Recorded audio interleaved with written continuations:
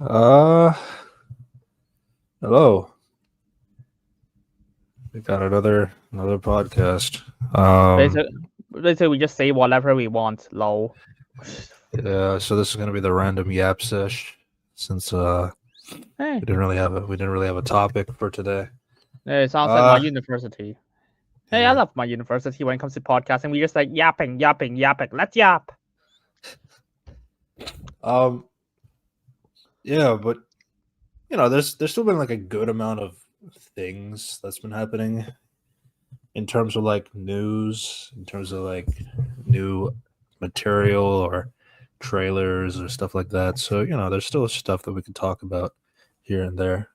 It's a little bit of an unfocused pod for today. Uh, Yay. but yeah, back here again with Unity reviews and analysis. Hello, guys. This is gonna be chill, and then the storm will be kicking again next time. I'm happy. No, I'm gonna kill myself. Uh, let's avoid TOS. But yeah, you see, we got some trailers this week. Uh, we also got Death Battle recently. Yay. Um, and I guess there's some movies and shows that could have some conversations about, but like not really much. Also, the new Star Trek movie. Did anyone see it? I did. Unfortunately. So, what's it called? Star Wars: The Last Trekkie, No, it's called Star Trek Section 31. Section 31. It has Michelle Yeoh and Jamie Lee Curtis. Yeah, is she gonna steal somebody's supporting actress role for this? Oh, maybe. Who knows? I mean, they got a lot of actors I know there, and I've heard nothing about it. Don't worry, I've seen the movie. I have no fucking clue what's happening. Should we start there? I'm not even like in tune with Star Trek to begin with. Oh, neither do I. I don't even watch Star Trek, aside from a few episodes of Star Trek Discovery. Okay, it's pretty depressing, I know. But hey. Yeah. So how should we start off section? Okay, I'm not gonna, because I do not remember section 31 that well. I'm gonna be honest here, and I do not wish to revisit it. So I'm just gonna say what's happening at the end. So there's a bomb that's gonna destroy, I think, a quarter of a universe in Star Trek. Yeah, you just have to kind of go with that bullshit. A quarter of the universe. Yeah. And the way they decided to just deal with that is to throw it into a different universe right before the bomb hits. The bomb detonates. Don't worry. And also, Michelle Yeoh survived the bomb that destroyed 1/4 of a universe.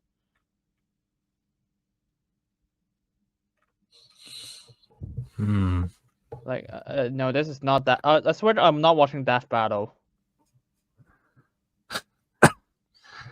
Yeah, that's a thing. Yeah, that's the thing that I want to talk about. There's a bomb that destroy a quarter of a universe, and the solution is to throw it into a different universe to destroy that universe and also blow themselves up. Because there's no way they can fucking throw away a bomb that destroy a quarter of a universe that quickly.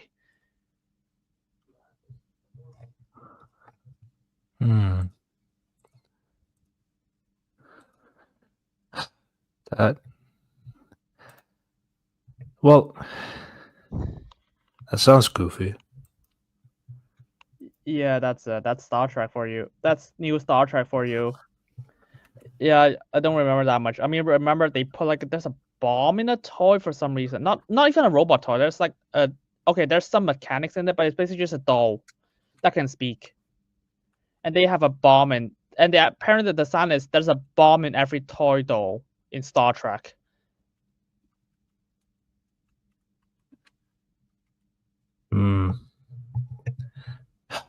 I mean, the only thing I really remember out of Star Trek from the TV show was where there was like a thing where we need to get the ship to not go into a black hole. So what their plan is like essentially use some kind of hook so that they can slingshot themselves out of it.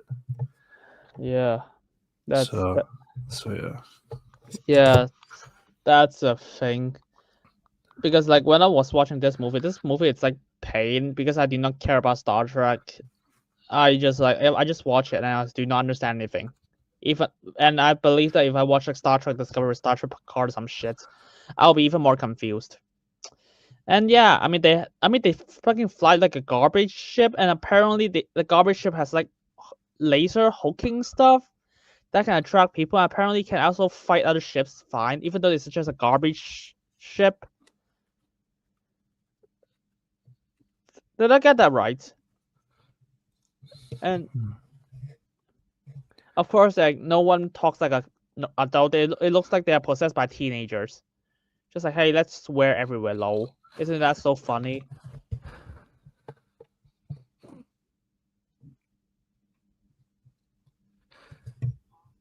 Okay, that's all I wanted to talk about. Section 31 is fucking shit.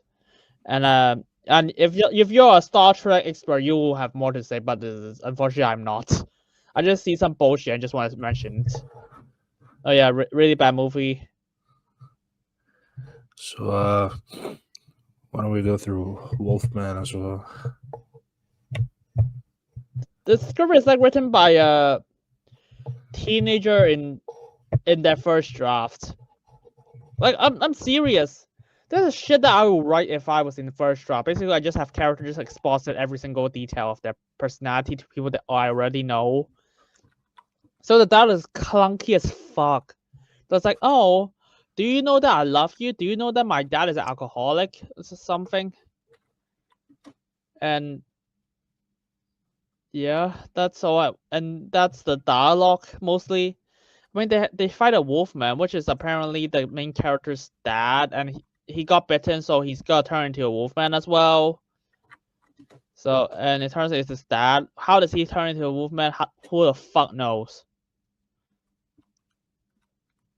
He just dad, and apparently the dad who he thought it's dad actually who it's dad sent him a letter that said that I'm deceased, so come pick my stuff up. But the thing is, who sent it?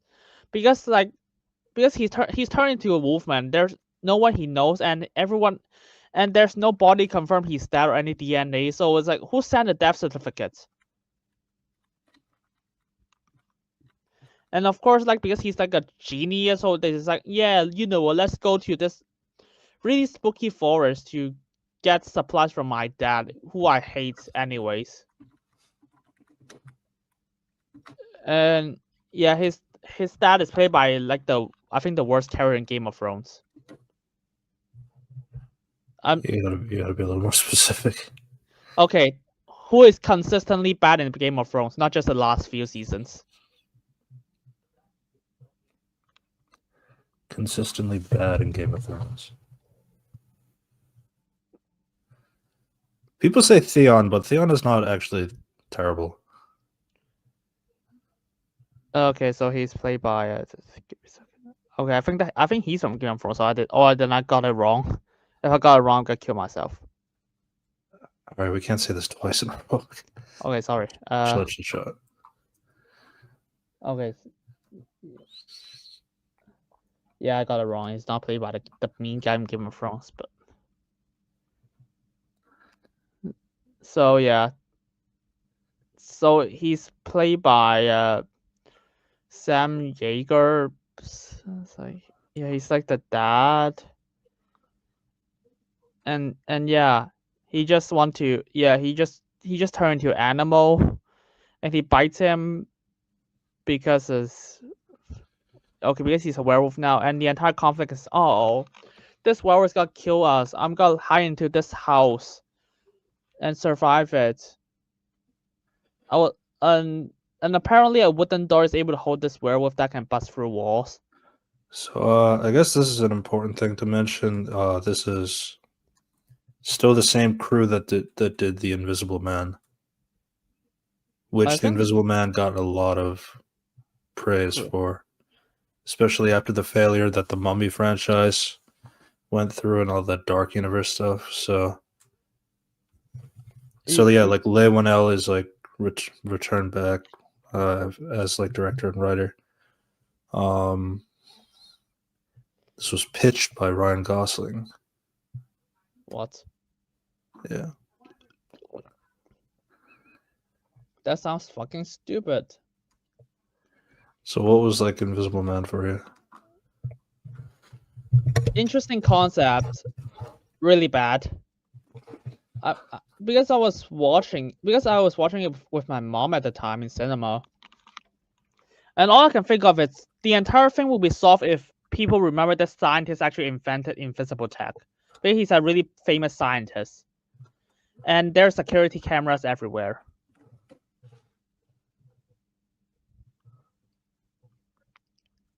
And the entire thing, okay, because it's like they wanted this Invisible Man to be a stalker, so he faked his staff and just stalk her around, even though there's like no reason to. And he just like, yeah, I'm just gonna keep stalk you, and she's gonna fight this Invisible Man by randomly shooting guns everywhere. And one time the Invisible Man tried to frame her for murder for some reason, so she could stalk her, so she could trap her again. So all I can think of is, wait, so all you have to do is just pay a bunch of people to just kidnap her and just get her back into your house.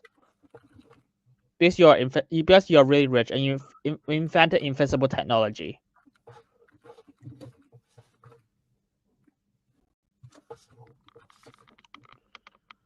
Yeah, So that's like kind of a bit of a modernization, because Invisible Man is like a very old concept.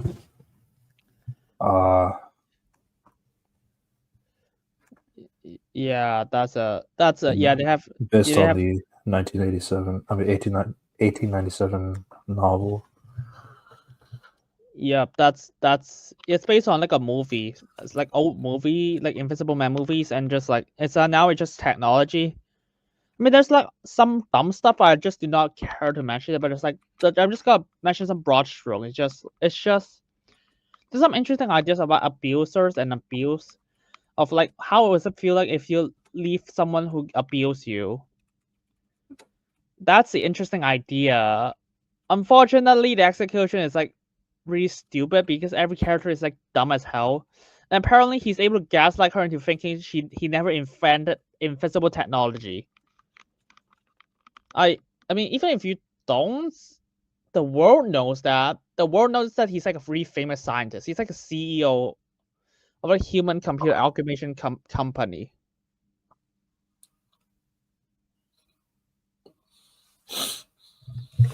I was like, you think like technology like this will be like understandable to everyone will know, or at least some employees will know about it. Like you don't think there's only one person invented one technology, right? If he's a CEO of a company, there has to be multiple scientists who figure that out.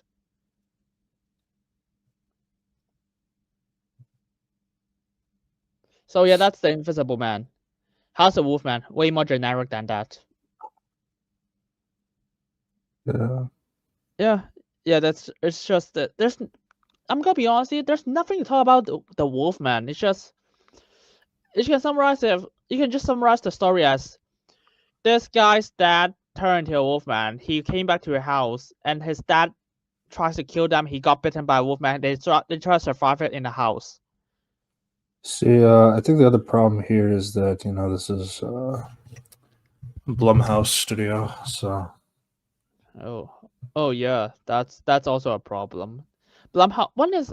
When is the last time Blumhouse made a good movie? Insidious. When is that? I never seen that movie. 2010. What the fuck? That's 15 years ago. I guess The Purge. Okay. Yeah, Paranormal Activity, but these are like This is like early 2010s to 2000s. It's definitely lost its touch. I mean, I don't know, man. People tell me the Black Phone, I guess. No. I mean, there's upgrade is like very different from everything else. I mean, he did. I guess he had Split and Whiplash apparently. Whiplash isn't Blumhouse, Yeah, but that movie was like the most iconic J.K. Simmons meme. yeah, and that's like early. That's still around the same time as Insidious, so that's still decent. That explains everything. So he just turned shit now. I mean, I literally look through their entire filmography, which is like 50 last year. In this decade, I could not think of something they did that is good. I've seen a lot of them. Mm. Oh yeah, they made those Exorcist movies. That's good. Black Phone, I remember being fine. Whiplash, yeah. Whiplash. Yeah, that's it. Oh yeah, that's the. Okay, I think that's it. Yeah, I don't really have much to say about the Wolfman, but if someone wants to hear the thoughts of it, because apparently it's the first big movie this year, that's my take. Also Star Trek, but yeah, Watch I'm not Dogman. Dogman. Oh yeah, we have to watch Dogman. If you want to see Wolfman, but want to watch a better movie, watch Dogman. So there you go. Yeah. Oh well, I mean, yeah. Wolfman played by the guy from Kraven the Hunter. Oh, I remember that. Yeah, that's that guy. I heard he's decent though. I don't know. The movie. It's there. I mean, the problem is everyone's feeding cringe dialogue. Yeah, I It's think there's like, also in Poor Things, if I'm not mistaken. yeah, Christopher Abbott or something. Christopher Abbott. Yeah. Oh And well. there's Julia Garner. Oh yeah, she's good. It just. But Oh, yeah, you watched Section 31, Rangi? Oh, we watched Section 31. We watched it together. Oh, you watched it together. I can see. Like that's the only reason why I watch it. I do not have. I will never click on it myself. Yeah, I remember we were talking about. Oh, what are some movies we want to talk about in January? Oh, Really have to watch anything in January? Yeah. oh yeah, that's the one. He streamed it and I watched it. Unfortunate, but yeah. I watch. Yeah, art streams like cringe every Monday. It is what it is. So, it's Okay. a worse Borderlands. Yeah. I'm a little bit more focused now. I just had to submit a ticket for work. It's Oh. worse Borderlands. Wow, that's insane. That is insane. To be fair, they also survived a bomb that destroyed a quarter of a universe. And the solution is to destroy a quarter of another people's universe. Yeah. Sometimes, like, whenever it comes to like horror movies in particular, I find the development side of things a little interesting. Because, for example, Dwayne The Rock was considered to be Wolfman originally, back in 2016 when it was announced. But then then after going through Ryan Gosling's pitch to remake the Wolfman, then he kind of described it to be more like a tone similar to Nightcrawler, the Jake Gyllenhaal movie. What? Yeah. Really, I think this movie is just a generic horror movie number 3567. I feel like horror movies in general always gonna have that problem. Yeah. That's the Wolfman. Don't watch the Wolfman. It's boring and cringe, uninteresting, and you make. I felt almost nothing. I mean, there's a few things I like about it when it comes to like cinematography, but that's it. Yeah, I know they really tried. Because do you remember the Dark Universe? I mean, yeah. After you mention it now, Yeah, like because they really tried to make that like an MCU.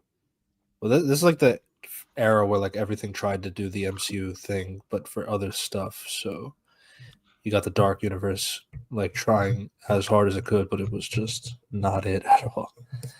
Yeah. And then they have this quote unquote gold with the Invisible Man doing way better than everything else. That But let's erase what happened before. Let's say the Invisible Man is the new start of our Dark Universe, and then here comes Wolfman right after. I mean, even critics hate that movie. I mean, okay. To be fair, audience and critics love the Invisible Man, but I'm gonna be honest here. It's only because the concept is interesting. It's not a well executed movie.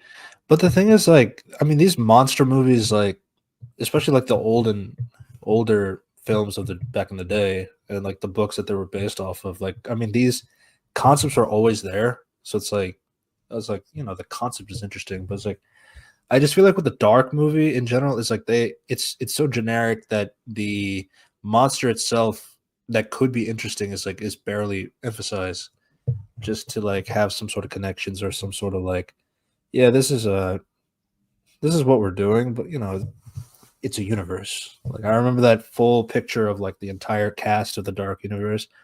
I think it was like Tom Cruise, Colin Farrell, and Johnny Depp. Johnny Depp. Like, it was like and it's like, and then I remember the black and white picture where it's like, this is never happening again. No, it's not. So yeah. Oh yeah, I mean, if they stop making it like superhero, that's a good. That's the first thing to do. But yeah, they should just stop. They should just make good movies instead. Horror movies can have neat production stories and behind the scenes stuff. It feels like the game has a lot of slop, though, kind of like how anime has its Slop every season. slop every season. Why does the thing look plus move like a puppet, despite it obviously being CGI? Yeah, the thing. Oh, the Fantastic Four. Oh, right. We'll get to that. Oh, yeah. Let's just say the Wolfman. I think the problem with the Wolfman is okay. Even for normies and critics, it's just a generic concept. Oh, the people go back to house and they got haunted by monster. Name another movie that did that. Haunted by a monster? Yeah, a bunch of people go to a house in the middle of a forest and they got attacked by evil stuff or monster. Monster House. Yeah, or Evil Dead. That's another one. Isn't Monster House by Patty Jenkins? Really? I think so. That animated movie? Really? Well, I don't know that. Oh no, you got it wrong. No, it's not. 2006. Goddamn. No, it's not.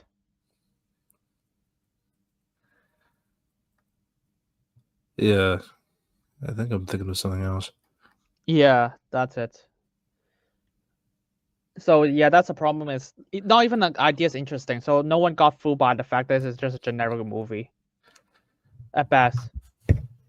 See, because like, I mean, I remember people like, I just don't know if you remember, like, when people heard that this is the next thing after the Invisible Man, and because people did seem to like Invisible Man, that people had some level of hope for Wolfman, because like it's been a while since like there's been a good werewolf kind of story or anything like that. So I think it all comes down to like the fact that some people were just more interested in the fact that there is some sort of potential because of the character, not because of what story they could tell with that character. No, I think it's just one of those things. No, yeah, the movie tried to, but they just fumbled it really hard because they're like, oh, you know what's a good idea? Let's have him after he got bitten, he just can't hear human words now. He can't hear English. So that just remove all your chance for character development and strugglings. Oh, so it's Weasel. Basically. Weasel can kind of understand English and kind of doesn't. So it's a little annoying. But again, we're not talking about that. Yeah. But that's one movie from January, and I guess we could talk about a TV show from January. We'll save Beyond Waverly Place for next time. What about? Did you watch Spider-Man? Yeah, I see the first 2 episodes. I think that's it. That's it right now, right? Or does it come out today or tomorrow? I'm not sure. I think yesterday for for US time, but UK time I'm not sure. But yeah, Any thoughts? Spider-Man. I don't know, because like here's the thing, I don't think the show is connected to MCU in any way. The only way I can It's like very pseudo because like Civil War happened, but it's like it's clearly its own thing, yeah, it's just its own thing. and it's also annoying about it too.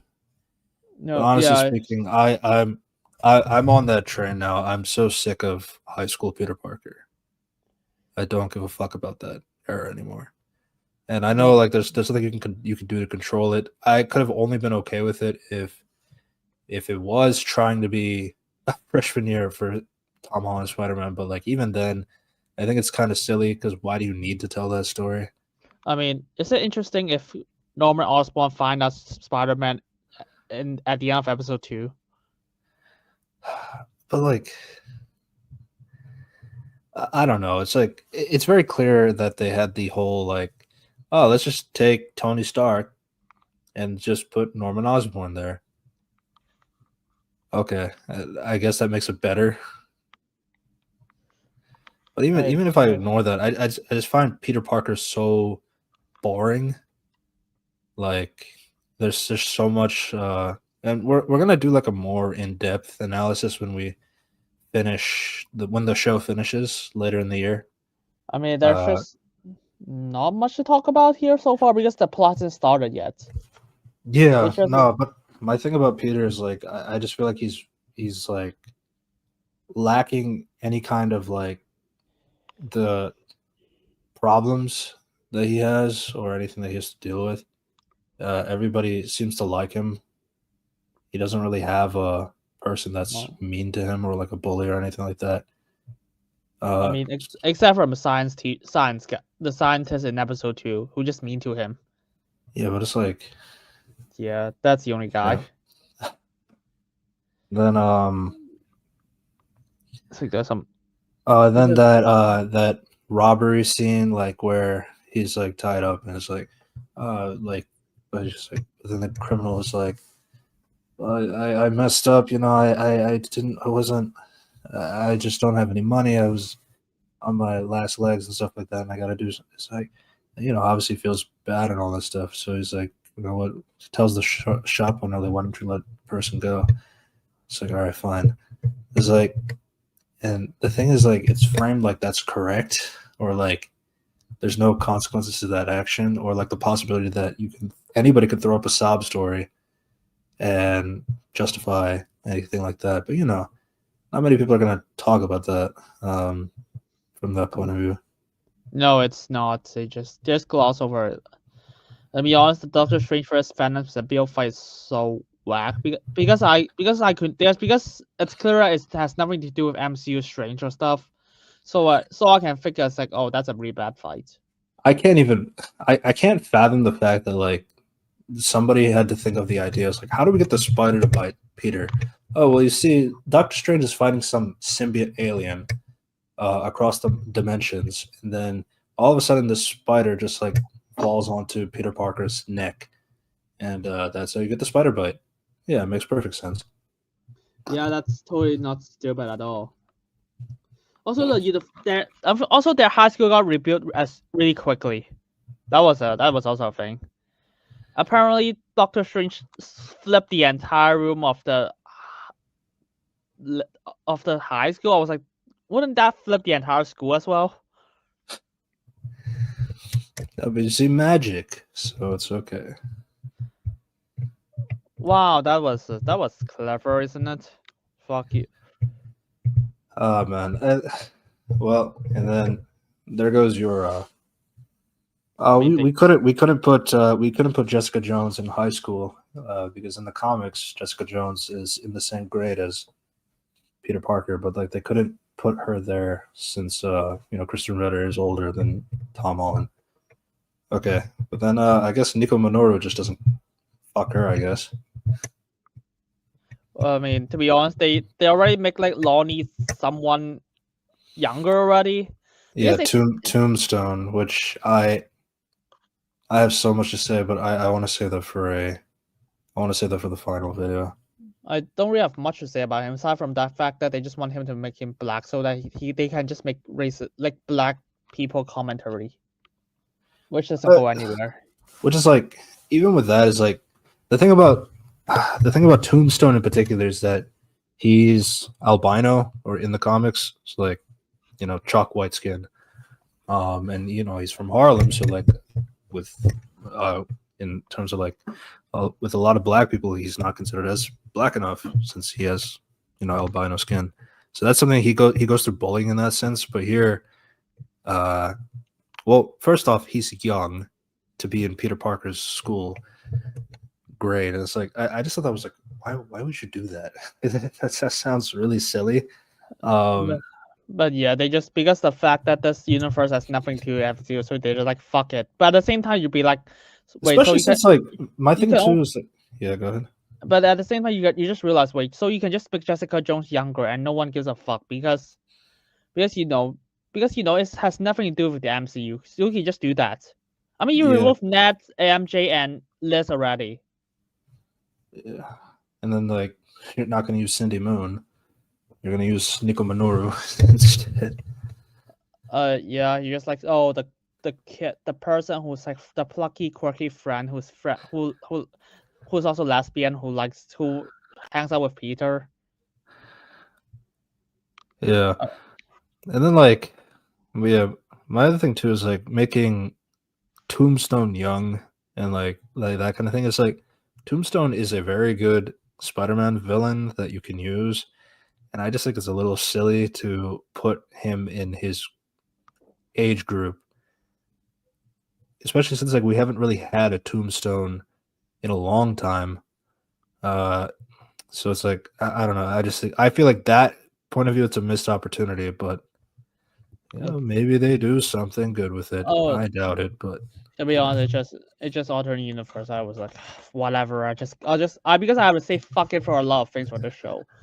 So I just have to criticize things I could, which is Nicole Minaj decided, hey Peter, please go do cheating. Like you can't make that up because Pearl is dating Lonnie, and Nico is just asking Peter to just date her, to just get her from him. It was like, okay, that's cheat. So basically, you just want him to cheat with her. Yeah, it's not a good look. And yeah, even then, it's like I just find him so bland. But what's her name? Pearl. I know she's Wave in the comics, like her own superhero and all that stuff. So it's like, like I have a crush on this girl. She used to be my babysitter when I was 11 years old. She's 14, so she's 3 years older than me. And it's like, I really like her, but like I'm just afraid that she'll see me like the kid that she used to babysit. It's like, even then, it's like, first off, that's like really weird. Like, and it's the kind of thing. It's like, this is like a very Disney sitcom kind of trope. I don't know why it's very common, but like that was just weird to me. And then secondly, she doesn't really have an issue with him. Like maybe she doesn't like him like that, but like still friends with him, still cool with him. So it's like, I don't know. I just thought that I think like a lot of these things are like really childish and stupid.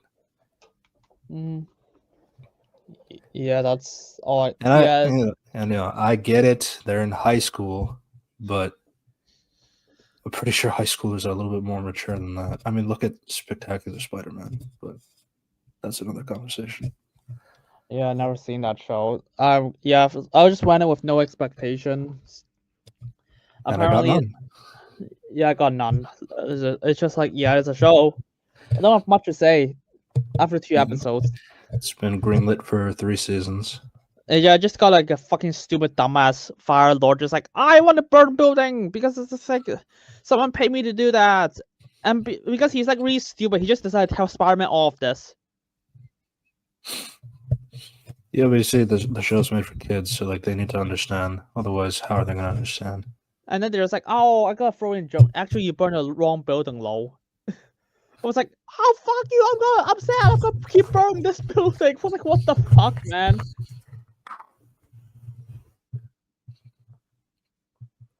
And then he was like, and then Spider-Man launched him into different buildings. Like, oh yeah, how did you hit me? I'm gonna keep burning more buildings.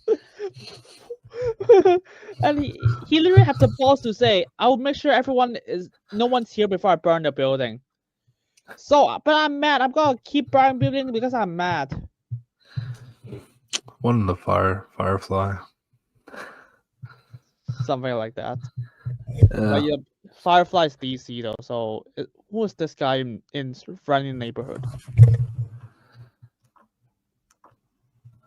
I honestly don't remember. Yeah, I can Google it. Oh, Bunton. Bolton? Bullet? Bolton. No, I think this is just a Bolton. Oh, Bhutan. Bolton. Bhutan, yeah. Yeah, Bolton. He's basically a discount Firefly. I guess, but he's like he's really cartoonish. That's how I describe him.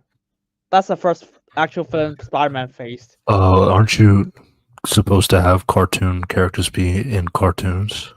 Well, you adapt this from a live action MCU. That's your fault.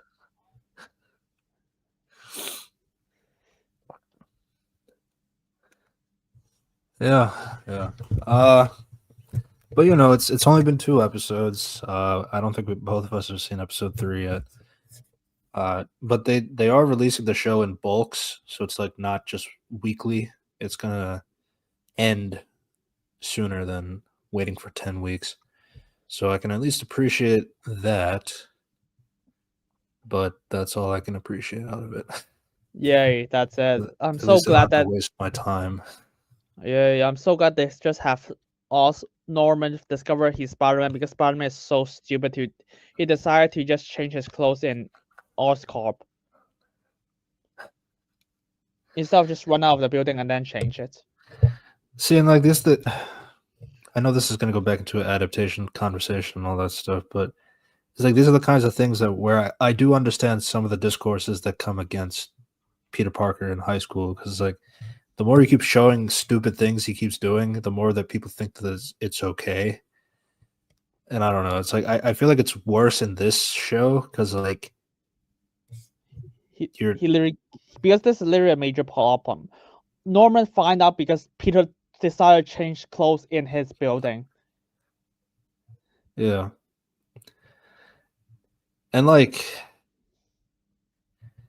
but it's also a problem for me because like it's not supposed to be set in the MCU. So it's like you have the opportunity to do your own thing with Spider-Man, but like maybe even because you know Tom Holland's Spider-Man has a lot of criticisms. Do I agree with them? No, not all of them. There are some things that I can kind of agree to. But like, you know, with a new iteration of Spider-Man, you have an opportunity to do something different and possibly better. And what you're doing is worse. So I don't get it. That's my thing. Yeah, that's my thing. Oh well, that's Spider-Man. It's not much to say, but it's bad so far. Let's talk about Kratos versus Asura. Death battle episode. The death battle episode. Death battle episode, yeah. Actually, you can just stream that because it's on YouTube anyways. You want me to? I mean, it's gotta be look really good on stream. It would look better on stream. So I do have the clip from Captain America 4 up. Why don't we do that first? It's shorter. Yeah. So and then we can just break down the entire fight scene of Asura versus Kratos. Yeah. So let's do the clip first. So this is the clip they decided to post to promote Captain America: Brave New World that's coming out next Friday Yeah. on Valentine's Day. I haven't seen it, but I haven't seen it. By the way, I recommend you also show the clip of the Final Destination trailer. Just spoilers. It's only the entire trailer is just one scene of the entire movie, so might as well be a teaser clip. Yeah. So we're gonna have to do a lot of pausing since avoid those copyright stuff. Wait, who the fuck is that? NPC. Yeah, so Sam is fighting a guy. Sam is losing. He got slammed down on the table. No. Not that hard. I heard your rib go. You need a minute? Nope. Let's get this. What the fuck? I got shit to Get a gun and shoot this guy. You need a minute or something? It's like, no, wait. I got shit to do. Just fly, you idiot. Remember when Sam used to be the... I don't know if you ever been in a fight before. It's not this much talking. So that's what Sam used to be like. But that's vibranium. How you gonna hit that? Doesn't matter. Because you see, the suit is being vibranium only matters when he does super impressive shit, but when he does casual fighting stuff, it's just any other armor. What the hell? Oh, this is fucking hilarious for all the wrong reasons. Wait, that's a fight scene because he just decided not to use weapons. No, you remember Falcon the Winter Soldier? He doesn't use guns anymore. Well, he has a fucking drone that shoots guns. You might as well just use guns. Nah, you see, they bypassed it by like destroying Red Wing, even though they can build it again. Yeah, easily. Unless they pull James Gunn Star-Lord. He can't do that anymore. Yeah, James Gunn is fucking smart, guys. Wait, what happened? What the fuck? Yeah. So you see, this is just another outside stuff. So you got Joaquin Torres, played by Danny Ramirez, as the new Falcon. And oh, he uses guns. This is really funny. I promise. What the fuck? He just killed a bunch of people. Nobody saw that. Damn, nobody saw that. Like what he did was not cool.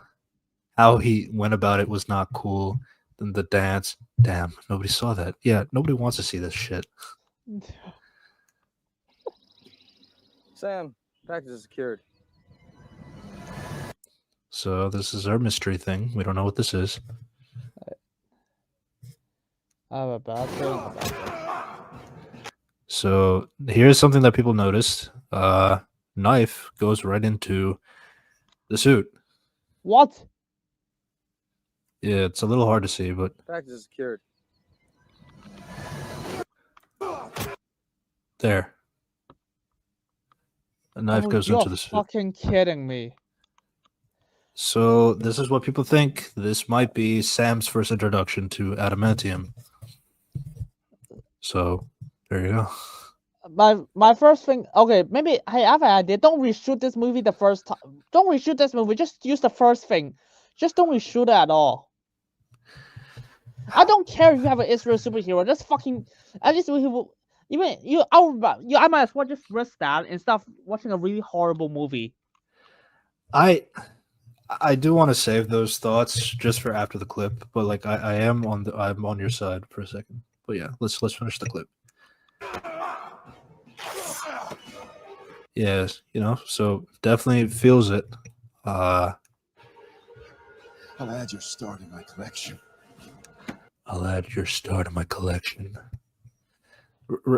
I really don't know who this is. Just stab him in the back, you dipshit. Yeah. But you see, he threw the knife on the floor. I guess he doesn't have a second knife. All right. Or he doesn't have a gun. Back of the head. Yeah, just shoot him in the head. Back of the head with no helmet. But now you see, now Sam gets the second wind. Now we can fight him just fine. What? Wait, Uh, that's all you need? Just hit him twice? break his arm. Need a minute? Wow, No, I want to kill myself. So cool. What the fuck? So Wait. cool. Wait, Marvel thinks this is actually good for promotion? That was what I was saying. It's like, why the fuck would you send this out thinking that this is a cool thing to promote? I mean, Oh, but you see, it's like, he was struggling, but then he doesn't. And now he's like, and see, you see, the guy said, you need a minute. And then Sam's like, no. Do you need a minute? Cinema. That's how you do writing. Honestly, let's finish the clip first before I talk about the direction. That's what I thought. Yeah, classic case of that's the clip. The rest is from the video itself. So yeah, what do you think? probably shouldn't probably don't reshoot this movie 3 times. Yeah. I will say though, even with all of this, I think that I just find that the general direction to be really lame. Like, it's very clear to me that this is a TV director trying to do a movie, and the way that it's shot and the way that it's like doing things is like it's very clear that they did it, and then they just put like a dark filter on it so that it seems like it seems more like a movie now. But I don't know. The entire thing was like really lazily done. And that's just from the whole cinematography aspect. And outside of that, it's like, as we said, I have to believe that this guy's gonna fight Red Hulk, because they won't stop promoting that shit in the trailers. So, and he's struggling pretty much with this guy, this regular guy. Yeah, that was I don't know how to describe it. Really bad. It's really bad, but like, at what point does it become so bad that like it's like inexcusable? As soon as when it bombed.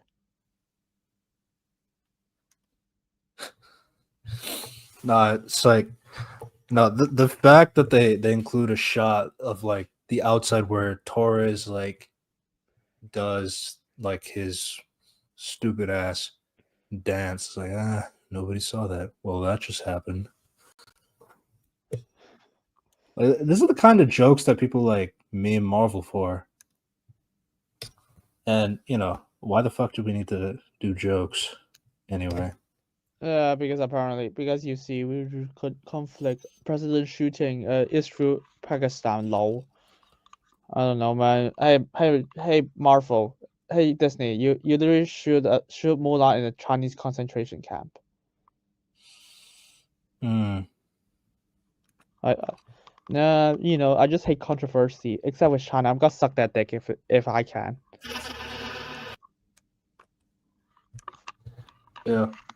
Oh well. No, I swear, this is the last thing I'll say. It's like, this clip was so bad that it really just reinvigorated, and this is all my fault, to be fair. I shouldn't have waited for so long to finish the Sam video, but this exact clip is the exact reason why I took way too long to make that Sam video, because I did not like him that much anyway prior to Falcon and the Winter Soldier, so it was already kind of hard for me to muster any kind of interest into wanting to talk about him. And then him being character assassinated in the show is like, it happened. I totally agree with that, but it was still hard. And like this exact clip is kind of sums up as to why I really did not want to go into that realm. Now, I will still make the video and all that stuff, and I will still talk about Falcon and the Winter Soldier, finish it off because I know there's been a lot of support that wants to hear that, and I'll still do that. But this is the pretty much sums up everything as to like what I don't like about this character and what I think is corny about the character, or it also just sums up like this is just not the same Sam from the beginning. When you go back to Winter Soldier and you go back to Civil War and you think about the guy is like very serious because he had a friend who died, his wingman and all that stuff. So he kind of understands that life. He's a therapist and all that stuff. So, well, not a therapist, like a counselor, kind of thing. So, he has very kind of serious character. And it's like, I understand that Anthony Mackie is funny in real life compared to Sam. But the problem is like, that's just how Sam has been established in the MCU. I don't think you have really justified as to why his personality has shifted so much to the point that he's not the same character anymore. That's one thing. And then secondly, it's just then Marvel just has the same problem of like all the characters are the exact same personality. It's really the only difference is maybe the origin is different. They have a different superhero title. They have a different costume, but they're really just the same character, just a reskin. Yeah. Oh well. I mean, I'm gonna be. I just kind of want this movie to bomb at this point. Yeah. Yeah. That's all I can say. I've seen the trailer. I'm not impressed. I've seen this clip. Let's just say I'm not gonna pay for the film. Nah, like this is like negative aura. Like if I've ever seen it. I mean, if I want to, yeah, if I'm Marvel, it's like, oh, what's a clip that's gonna promote it? It's like, oh shit, I'm gonna have like a Sam flying around, just gonna shoot a bunch of criminals. Yeah, that's gonna be a better clip to promote, right? No, that's him beat up by a normal guy with a knife. Yeah. And it's like, oh, but like, why don't you just put the Red Hulk scene? Oh, but you see, it's very obvious to me that there's only 2 Red Hulk scenes in this entire movie because like every time we see Red Hulk in the trailers, there's only 2 locations, in front of the cherry blossom trees and the one in front of the White House. So it's pretty clear to me that there's only 2 scenes of where the Red Hulk is the Red Hulk. And they don't want to show one of them because then you've pretty much seen the entire Red Hulk sequence, and they're marketing the fuck out of him everywhere. So. Can't do that. Why don't you promote the leader? The other Hulk villain that's in this movie for some fucking reason. I'm gonna be honest. I think he's gonna die after one scene. Yeah, because I've seen a picture of him. He doesn't have the big head, so he's got to earn the big head, and then I'm guessing he's gonna die. Wait, he earned the big head in the Incredible Hulk already. No, but you see, he didn't earn it yet. He just turned green. But he's got to earn the big head. Okay, someone definitely did not watch. Like, it's been you got to remember, it's been 17 years since that movie, and then think about in universe, like it's what, like about 24, 25 years later because of the time gap. So yeah, and he still hasn't gotten his big head yet. Like that's really stupid. Okay, someone definitely did not watch the Incredible Hulk. No. So, like, I don't know if you've seen the picture of him. So basically, it's just Tim Blake Nelson, but his skin is just green. That's yeah. it. No. I've seen the picture because I just don't think people remember what happened. What happened to his character? What happened in the Incredible Hulk? His head was swelling, but like, as if like he's going to get the big head. But like, again, you still gotta remember it's been 25 years, ish. So it's like. And the fact that his head still hasn't grown to his leader-shaped head is really weird. Doesn't make sense. I mean, if you remember the Incredible Hulk, the last thing is his brain is really changing. His head is changing. So it's like, yeah, that's not true. Yeah. Honestly, like I really, somebody needs to be fired, man. Like Kevin Feige, fire that guy. Fire that guy, because like, why the fuck are you putting Hulk villains in Captain America 4? People already don't like the idea of giving the mantle to Sam Wilson and all that stuff. I don't really agree with that. I don't feel like he's like did a lot to like really earn it. I just feel like it just happened onto him. But it's okay, you know, you can still justify it and all. But then you're putting him in this movie, Captain America 4, and you're putting him up against Hulk villains. You're putting him up with this inclusion of the adamantium. You're including the goddamn celestial that's been ignored for so long. Now we finally get to talk about it. Apparently, Cersei, her ice power can formulate. No, apparently the celestials are made out of adamantium, which is so stupid that I obviously can't explain that as to how stupid that is. I will say we can at least agree that it's super convenient that that thing that Wolverine's bones are made out of is the same thing that the Celestial is made out of, because that's how that Yeah. works. No, I mean that's not even how that works in Turtles. Yeah, and it's just like this film is just very evident to me that like it's just like Sam does not really matter. It's everybody else, everything Marvel related, whether it's the Hulk villains, the Adamantium, Red Hulk, Leader. Like I guess they're Serpent Society, but like the only one they focus on is Giancarlo Esposito, I because mean, of course they will. Seth Rollins said that his scenes is all cut already. Yeah, and we haven't heard anything from Rosa Salazar yet. Yeah, her scenes also absolutely cut. I'm gonna be honest here. Yeah. She does And- have a leg. She does have a Lego minifigure. So like in the Lego sets they made for the movie. So maybe mean- she has like one or two scenes. Yeah, I'm gonna be honest here. You might as well just cut Sabra. You should just If at this point, if you cut away Seth Rollins, you might as well just cut her. It's like, fucking hell. It's also weird because like Seth Rogen was gonna play somebody in the Serpent Society. Serpent Society is a Captain America organization villain. Why? Why are you not prioritizing them? Like it's like I just want to know who pitched this idea too. It's like who pitched that? Yeah, I want to see Sam Wilson go up against Hulk villains. Where's the Hulk? Who cares? Kevin Feige. Yeah, it's like Feige has lost a lot of sauce, man.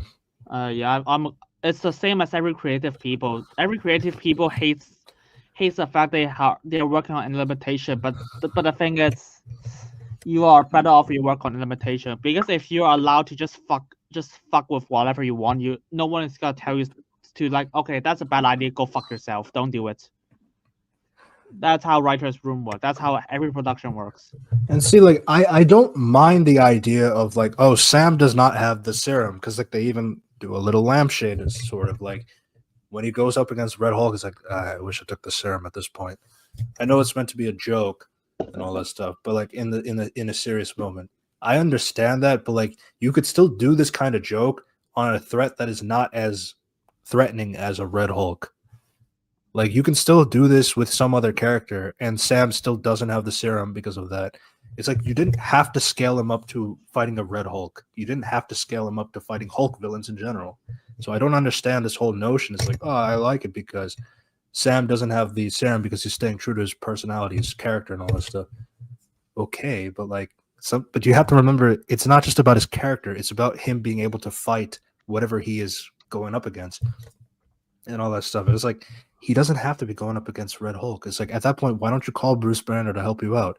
Oh, I guess he's on Sakaar now with his son. Maybe that's their justification for that. I don't know. It's really dumb. But again, but that movie is next week, so 2 weeks later. But yeah.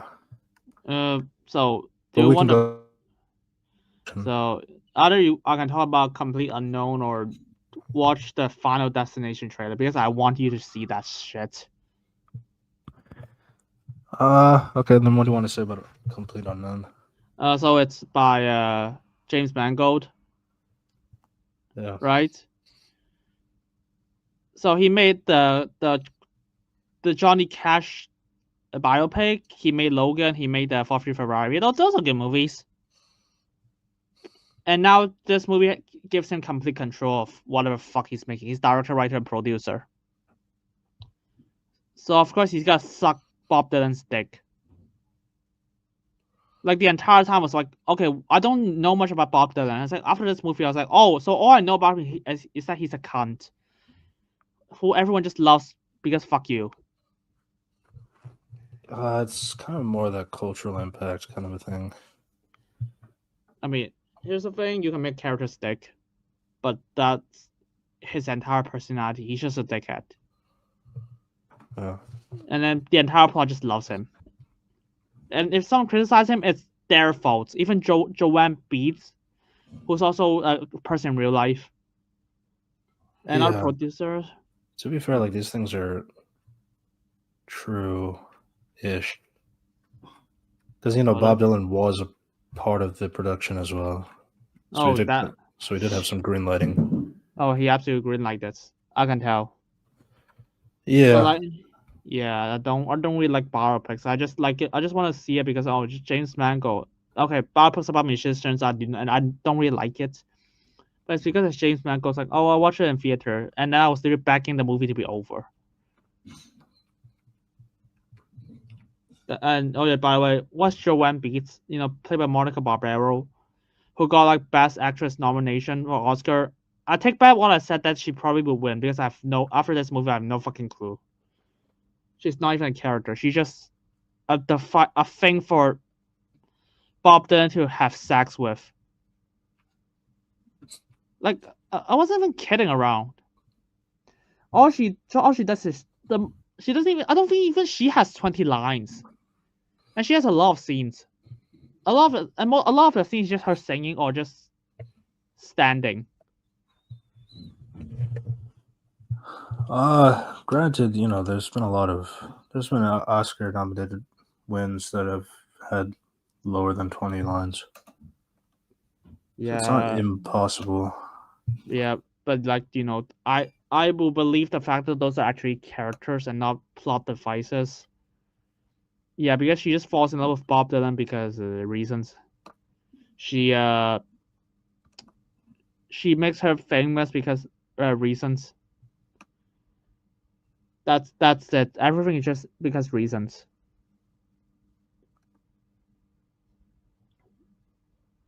Oh well, that's a complete unknown for you. I think there's only like 2 or 3 good films in Best Picture nomination in this Oscar. Anora, Conclave. What, did I miss anything? Yeah,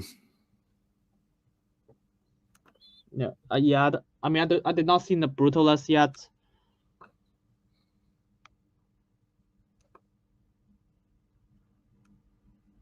I think that's it. Fuck.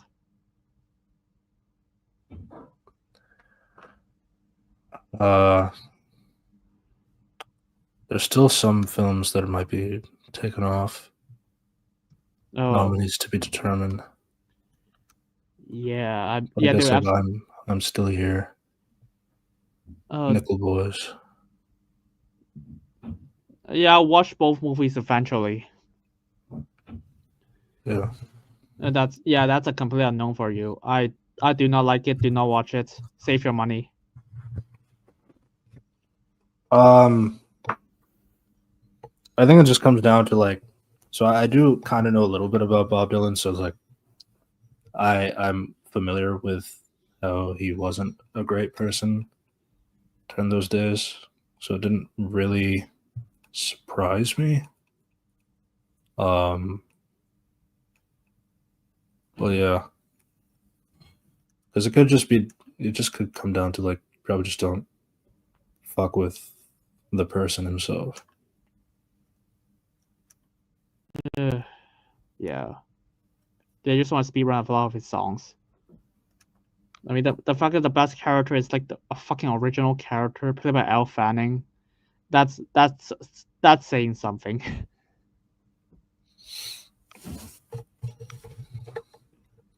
I guess like that for me, like that's always the hard thing about biopics is like I can't really judge it by character because like they're going based off of like a real person. So it's like, I mean, if somebody's an asshole, it's like, well, they're assholes. It's like that's just something you can't really change. Here's the thing: we've seen Ford v Ferrari or Tetris. Those are like, okay, those are not good people, but they're like understandably like why you understand why they're like this. And But- and I mean, yeah, I guess like, but I think with Bob, like even with the fact that he even apologized for his previous actions, like he realized, like, yeah, I did a lot of things that I'm not really proud of, kind of a thing. That's kind of why it's like I don't really judge it that way. I kind of just judge it like, I guess it's tough because like with biopics, it's kind of like you kind of need a little bit more of, is it presented correctly, or is it like, is the film like going in a different direction, or is like, are they changing it to make it for the sake of the story, and all that stuff. So it's like, I guess like that part could be like where adaptation could apply because you are going based off of somebody's life. That's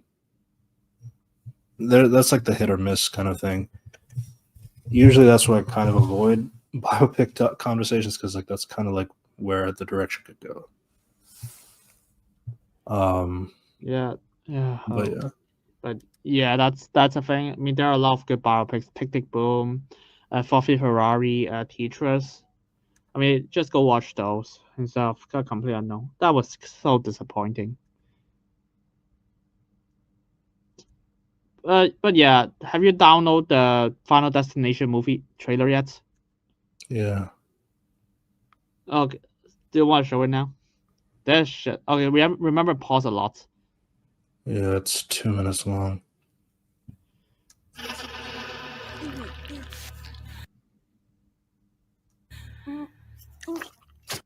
We also need to talk here and there. Okay, so that don't worry. This scene is okay. This scene established. Okay, just play the tongue scene. It's not gonna change anything. My old man just died. I come in as a favor, and now they want me to lock up. Draw the dialogue. That's a dialogue. Yeah. New Line Hey, Cinema. 5-star review, yeah. Like and subscribe and all the. Don't forget to like Dialogue. and subscribe. Yeah, Oh yeah. like and- Speaking of which, don't forget to like and subscribe to the stream. Yeah, like and subscribe. That's the tactic of the movie industry now. Okay, so what this establishes like this guy is a really good, knows how to do piercing. Mhm. So keep that in mind because that's gonna be really important later. Things. The thing on the thumbnail, the skeleton thingy. Oh, don't worry. You gotta know how that works.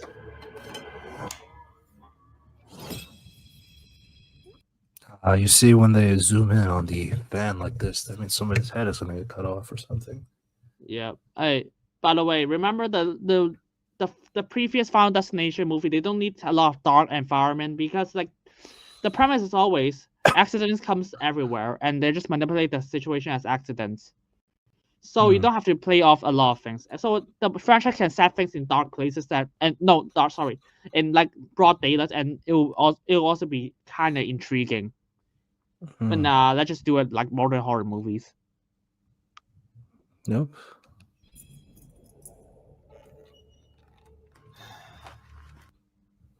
All the cricky crackies.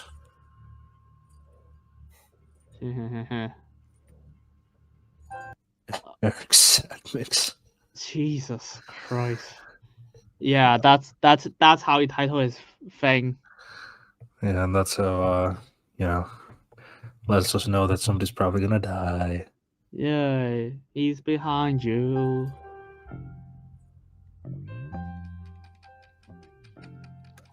The thumbnail shot.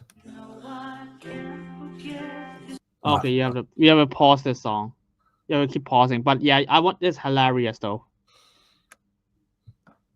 I'm reducing the volume as much as I can. Don't worry, it's not gonna be important. There's barely lines yet.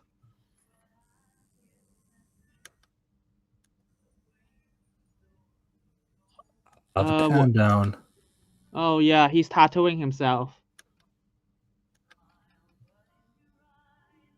Okay, pause again just in case. Dad. Wait, is that how you tattoo? There's a lot of blood here.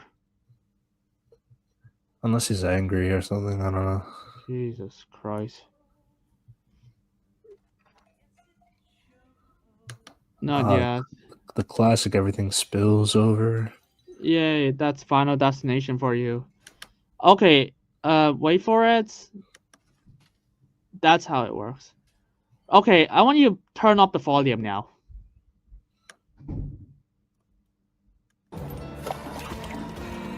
Also, yeah, classic. it's got this part's got fucking, it's gotta melt your brain.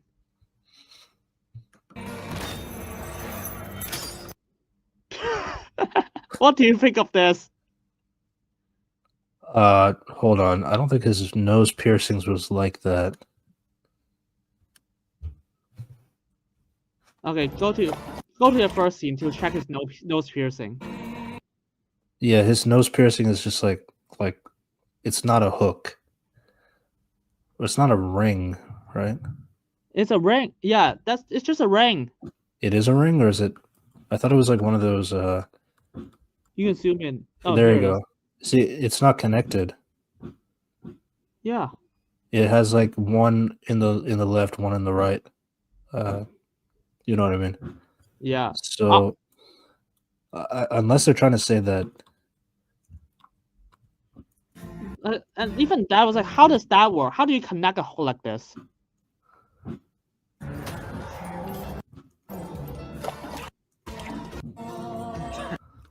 Yeah. yeah, I don't know if it. I don't think it should connect like that.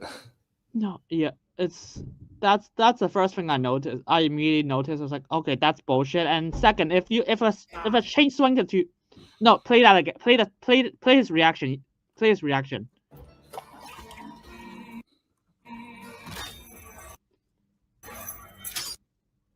Three. Ah,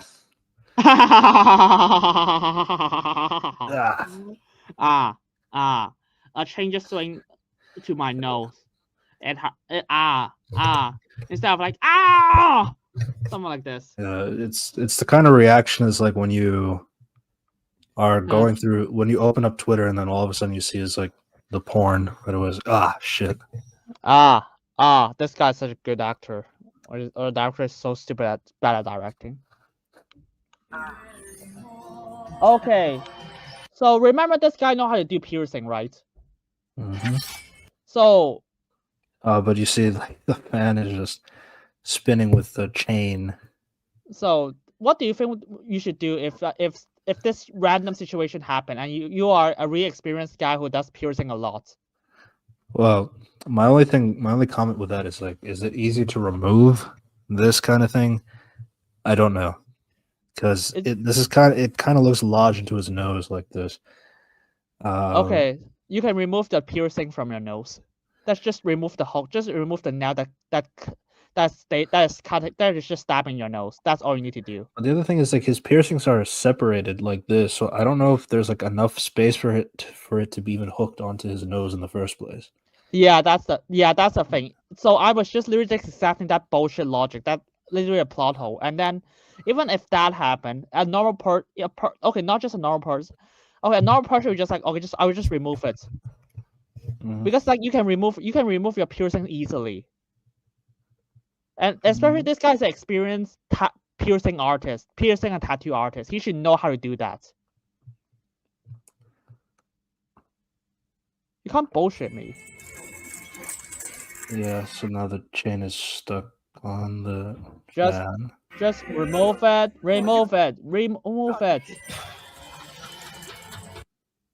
So okay.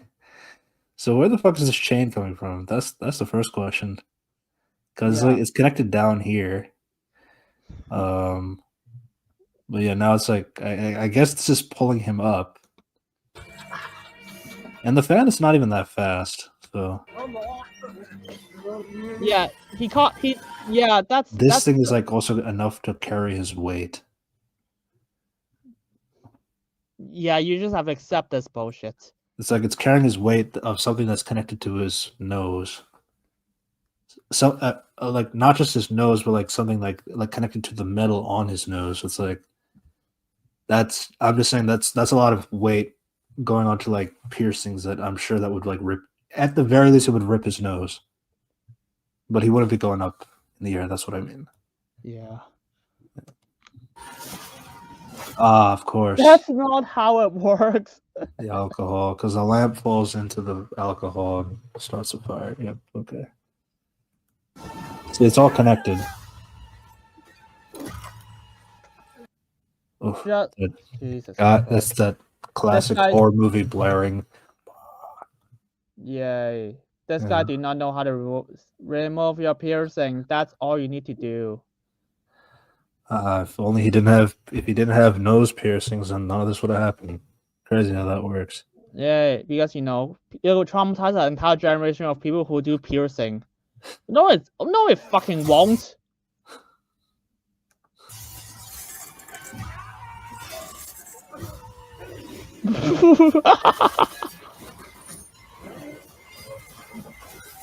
Falls in the fire.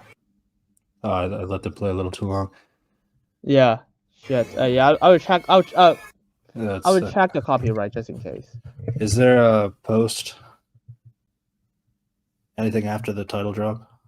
Yeah. No. There's a sentence, but that's it.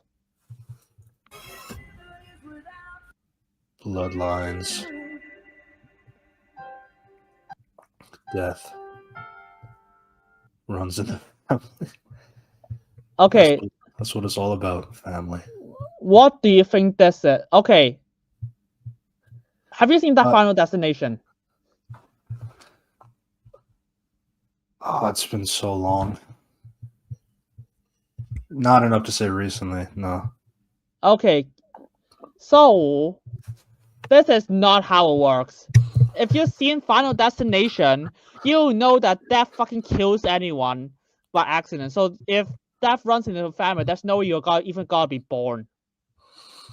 No. You see, like it's called Bloodlines, so it's like we got to connect it to the family on some Fast and Furious type shit. Yeah, that's totally how it works. It's like made by people who does not even understand how to make movie. Has not even watched a movie. Just like, oh, what's a Final Destination? Yeah, death kills people by accident. Okay, good, that's it. I was like, yeah, it's really simple, right? Okay, now explain to me how the fuck does that work for a family? Bro really fell into fire. Even though, like, He could just stand up, by the way. Stop, drop, and roll. Yeah.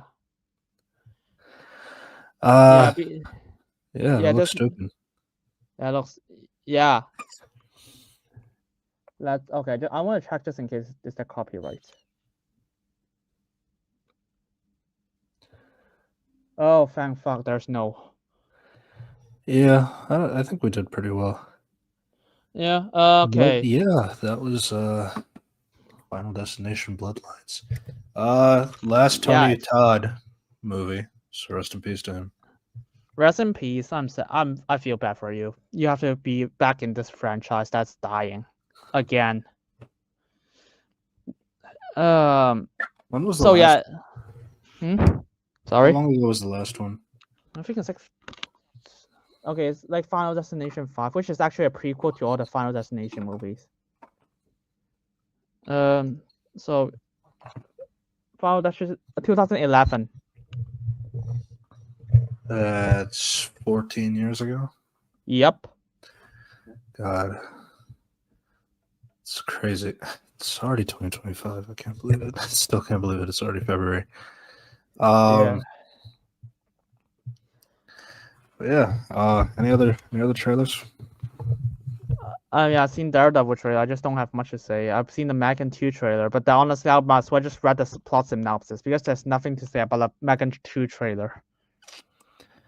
I honestly, I'm just avoiding Daredevil right now. No, I watched all the trailer with a friend, so yeah. So that's why I'm just avoiding it mainly because like I really do want to go a little bit to the show blind, no pun intended. No, but yeah, I'm just gonna read the plot synopsis of Megan 2, and you tell me what's the problem. Give me a second. Megan 2. Don't.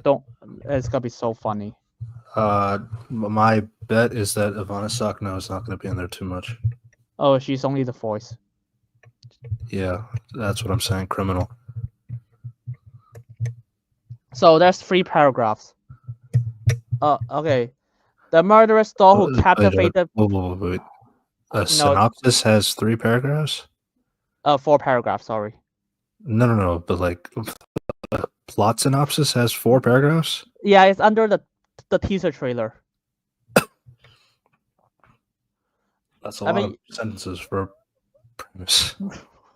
Okay, you can show it on screen, but I'm gonna read it and then you can show it afterwards. Okay. Okay. The murderous doll who captivated pop culture in 2023 is back, and this time she's not alone. This is the first paragraph. Mm-hmm. Oh, okay. They're short paragraphs. Not too bad. Oh shit, sorry. There's 5 paragraphs. Okay. The original creative team behind that phenomenon, led by horror titan James Wan for Atomic Master, Jason Blum for Blumhouse, and director Gerald Johnston, reboot it an all-new wild chapter in AI mayhem with Megan 2.0. Second paragraph. 2 years after Megan 1, a marvel of artificial intelligence went rogue and embarked on a murderous and impeccably choreographed rampage and was subsequently destroyed. Megan's creator, Gemma, played by Alison Williams, has become a high-profile author and advocate for government oversight of AI. Meanwhile, Gemma's niece, Katie, played by Fallon McGuire, now 14, has become a teenager, rebelling against Gemma's overprotective rules.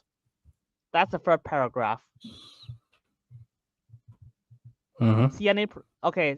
Do you have any problems with that? I think I'm gonna need that text transcript. It was a lot of words. Yeah. Oh, you've seen the first one, right? Yeah. Okay, because like if you see that, that would be so. If you remember the first movie, that would be insane to even suggest that as an idea. But okay, that's not even the worst. That's not even the worst paragraph. So this is 2 years after the events of Megan. Gemma's become an author and advocate of regulation of AI. Wait, let me read that. Don't read all of them. It's gonna be Okay. so funny. Unbeknownst to them, the underlying tech for Megan has been stolen and misused by a powerful defense contractor to create a military-grade weapon known as Amelia, played by Alphonso Sano from Ahsoka Pacific Rim Uprising. The ultimate killer infiltration spy. But as Amelia's self-awareness increases, she becomes decidedly less interested in taking orders from humans or in keeping them around. That's the fourth paragraph. Now the fifth paragraph. With the future of human existence on the line, Gemma realized that the only option is to resurrect Megan, played by Emil Donald, voiced by Jenna Davis, and give her a few upgrades, making her faster, stronger, and more lethal. As their paths collide, the original AI bitch is about to meet her match.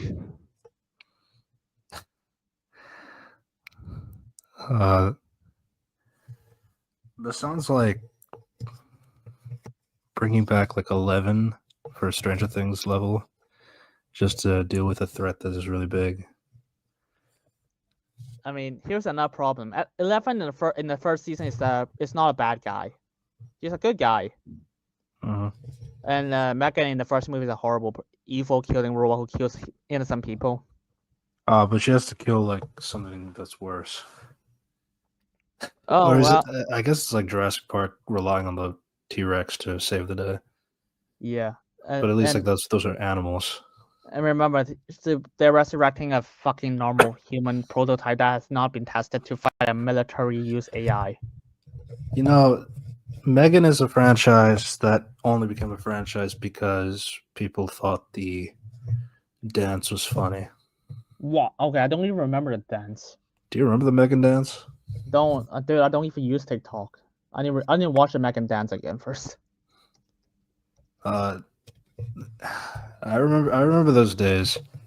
People dressing up as Megan for cosplaying, the Megan dance because it's kind of freaky, but like I don't know. Honestly, like I feel like things around that time, Megan and some other stuff, is like a lot of these movies and stuff do like some kind of dance scene, and like that.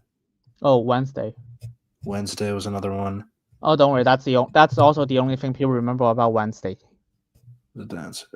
Yeah, that's a dance. If ask them to fucking remember the plot, they were just like the plot is about Wednesday and Edna, their roommates. They might want to fuck. Yeah, I bet that's all they remember about Wednesday. Should have made it reality, but that's a different conversation. But yeah. So I guess By the way, I hate Wednesday. Wednesday is a bad show. Fuck. so It's I made guess by like people. Asura is more of like a Terminator-ish, but Okay, no, okay. Now it's okay. I don't think I found. I don't know if I found it the voice or not now, because last time I checked his voice. Now it's not set as the voice. no. It says she's the character, like another AI robot. I guess. So I'm gonna watch how the staff work with a full So- trailer. Honestly, I'm curious, why did they give Jenna Davis separately as a voice for Megan in the first place? Because I mean, I feel like probably the reasoning was like Arnie Donald was like pretty like too young or something like that, maybe. No, Amy Donald is much younger. So Amy Donald is She's young. like 14, 15. Jenna Davis is like 20. No, Yeah. I'm just curious, like, why did they give a separate voice? Beats me. It's not because like Ivana should be fine because she's like older than both of them.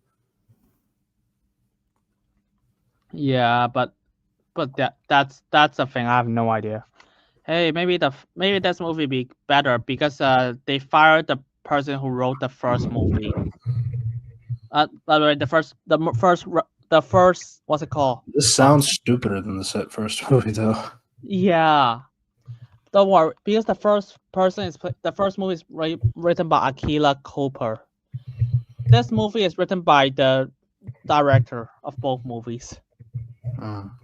Yeah, it means the first one just sounds like generic slasher doll movie that you've seen all the time. Now this Megan 2 sounds like a superhero movie. Yeah, that's what I'm saying. Like, kind of sounds more like a generic superhero, but Megan isn't a superhero. That's the thing. James Wan. I don't know why he just stops directing. He's always producing nowadays. Oh no, he directed Aquaman 2. Yeah, he directed Aquaman 1, which was better. But Aquaman 2, honestly. But yeah. I think he's still a good director. I mean, he had all the Insidious movies, Conjuring. Yeah. But I mean, he's producing here. I mean, he's doing. I think he's producing Mortal Kombat 2 as well. Oh yeah, he is. Also, The Monkey. He just got a busy year this year. yeah, Conjuring Last Rites. probably he just wanted to produce himself make movies. But yeah, that's fair. Yeah, no, like yeah, because like Aquaman was his like last direction. That was like 2 years ago. And then to be fair, it's 2021 Malignant. yeah. I don't blame him. It's like this Aquaman 2 is like a big movie, so it's gonna cost him a lot of energy. Yeah. But yeah, that's Megan 2. That's how it sounds like. We gotta review it, right? That sounds so stupid. I'll just put the teaser. There's nothing about a teaser. I don't think there's anything in the teaser though. It's really short. There's a lot of people like Puffy in the music business. By the way, you didn't put it on screen. No, I didn't put it on screen, but like, no, it's just her doing the dance. Yeah. Yeah, that's it. Yeah, it's just her doing the dance. Yeah, that's why I was like, you don't have to watch the trailer. It's literally nothing. Um, I mean, it has a Chappell Row music phenomenon. I heard about that. Yeah, I heard about that. Don't worry, I'm not a big fan of Chappell Row. I'm gonna be honest here. I mean, she's not a bad singer. She's actually a really good singer. I just don't think her music is all that good. Sorry, I know a lot of people hear me sing Chappell Roan all the time. Don't ask. Yeah. So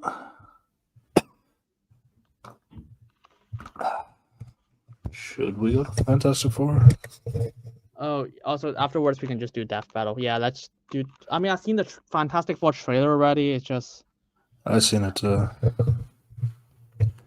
just don't have much to say. It just sounds like family. It just sounds like a Fast and Furious movie.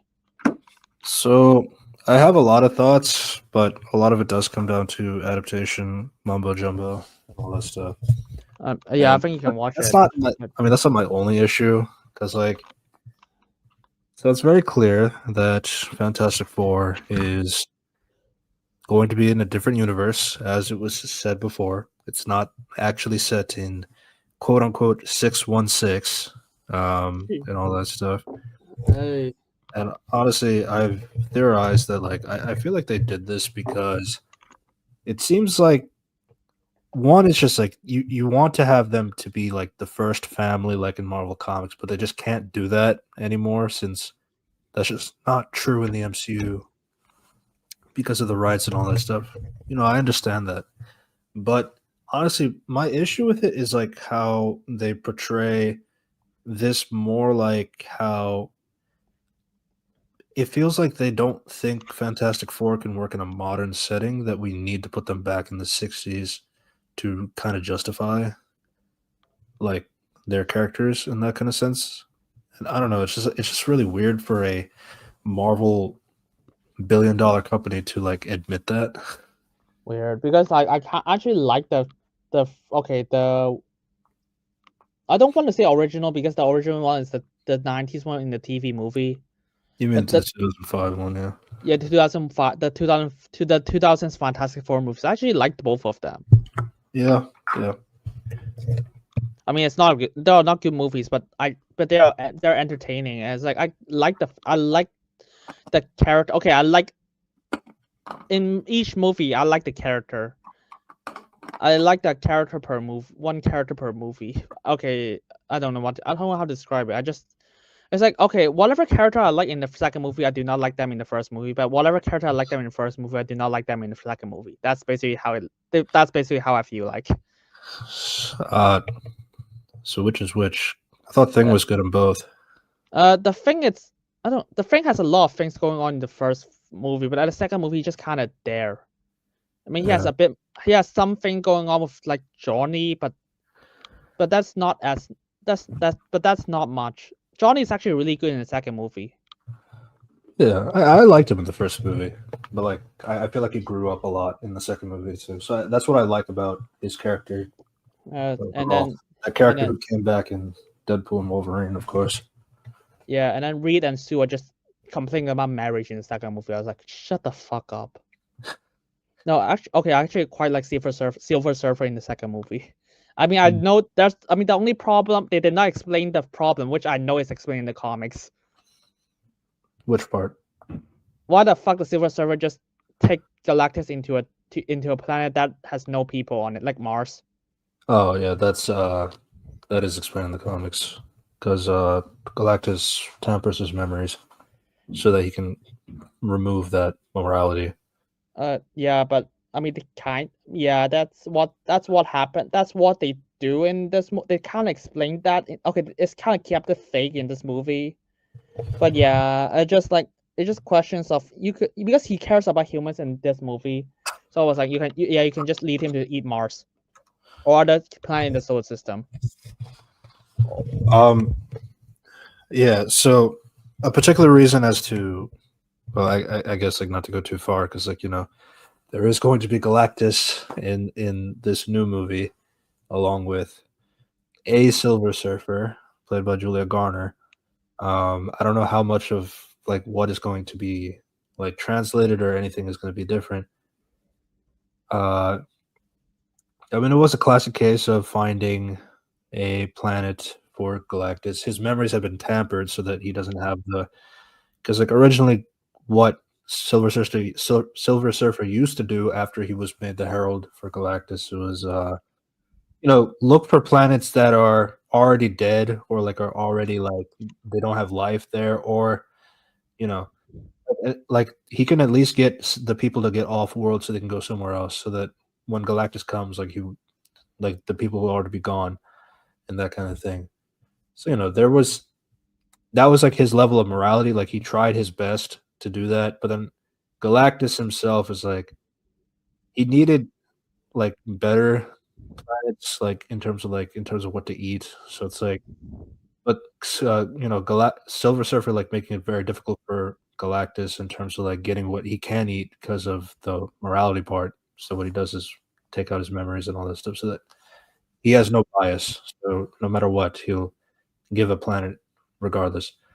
And eventually goes to Earth, and then like he goes to Earth, and then the Fantastic Four deal with him, and then he has a conversation. He has like kind of like like your Elysium Masters breaks through to him, saying like the kindness of people and like the good of everything, and it kind of reminds him of like Shalabal back from his planet before they were all killed by Galactus, and that was what broke his like thing. So that's kind of like these are the kinds of things as to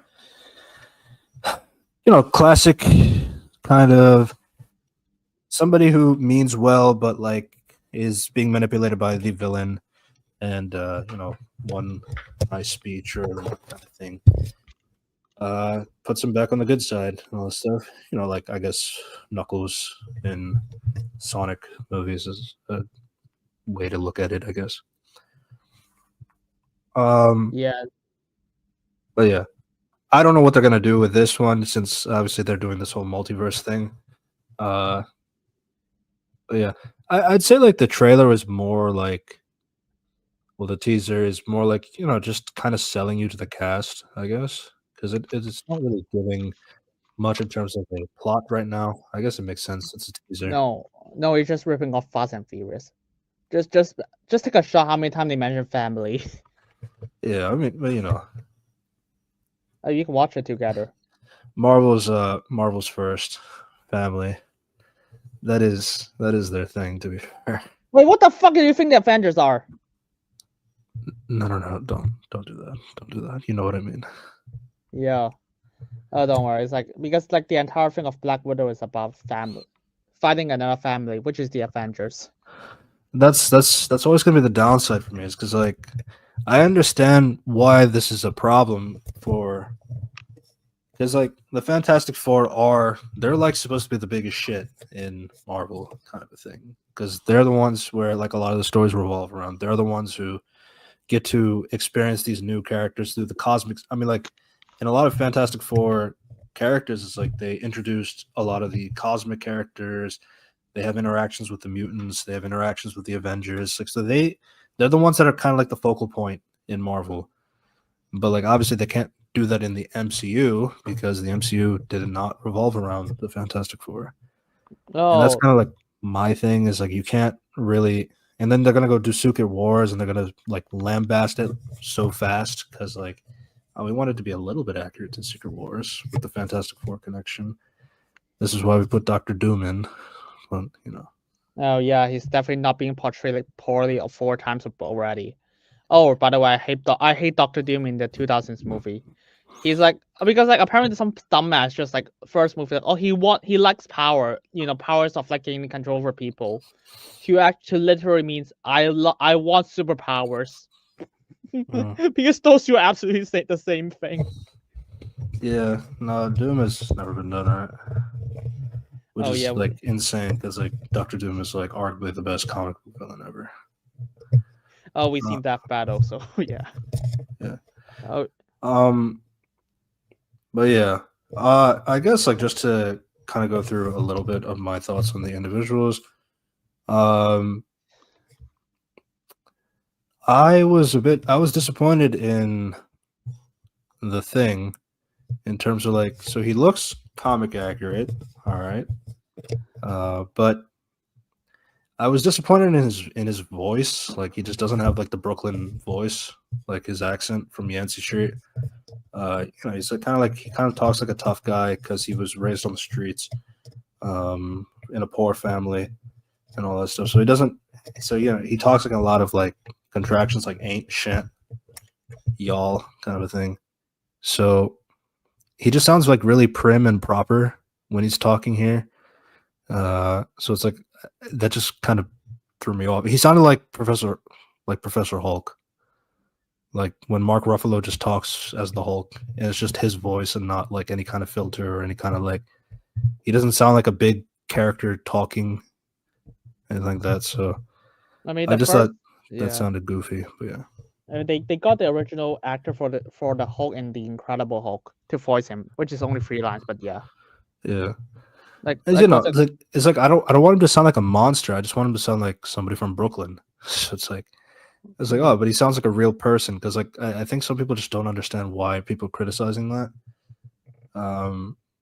It's like similar to me like when Superman, people were talking about the cinematography does not look good, and people don't really get what does that mean. To be fair, I feel like cinematography critiques is like not a lot of people know how to critique it or like know why it's okay to criticize it or something like that. Yeah, I But, mean, we should just put the trailer here just to watch it because I don't even remember a lot of things. I just don't even remember they even show the plots. No. It's not like a plot thing. I feel like it's more in the sense of like these are the guys. This is the team kind of a thing. Yeah, wanna watch? Yeah, Yeah, we can go through it. yeah, we can go for it.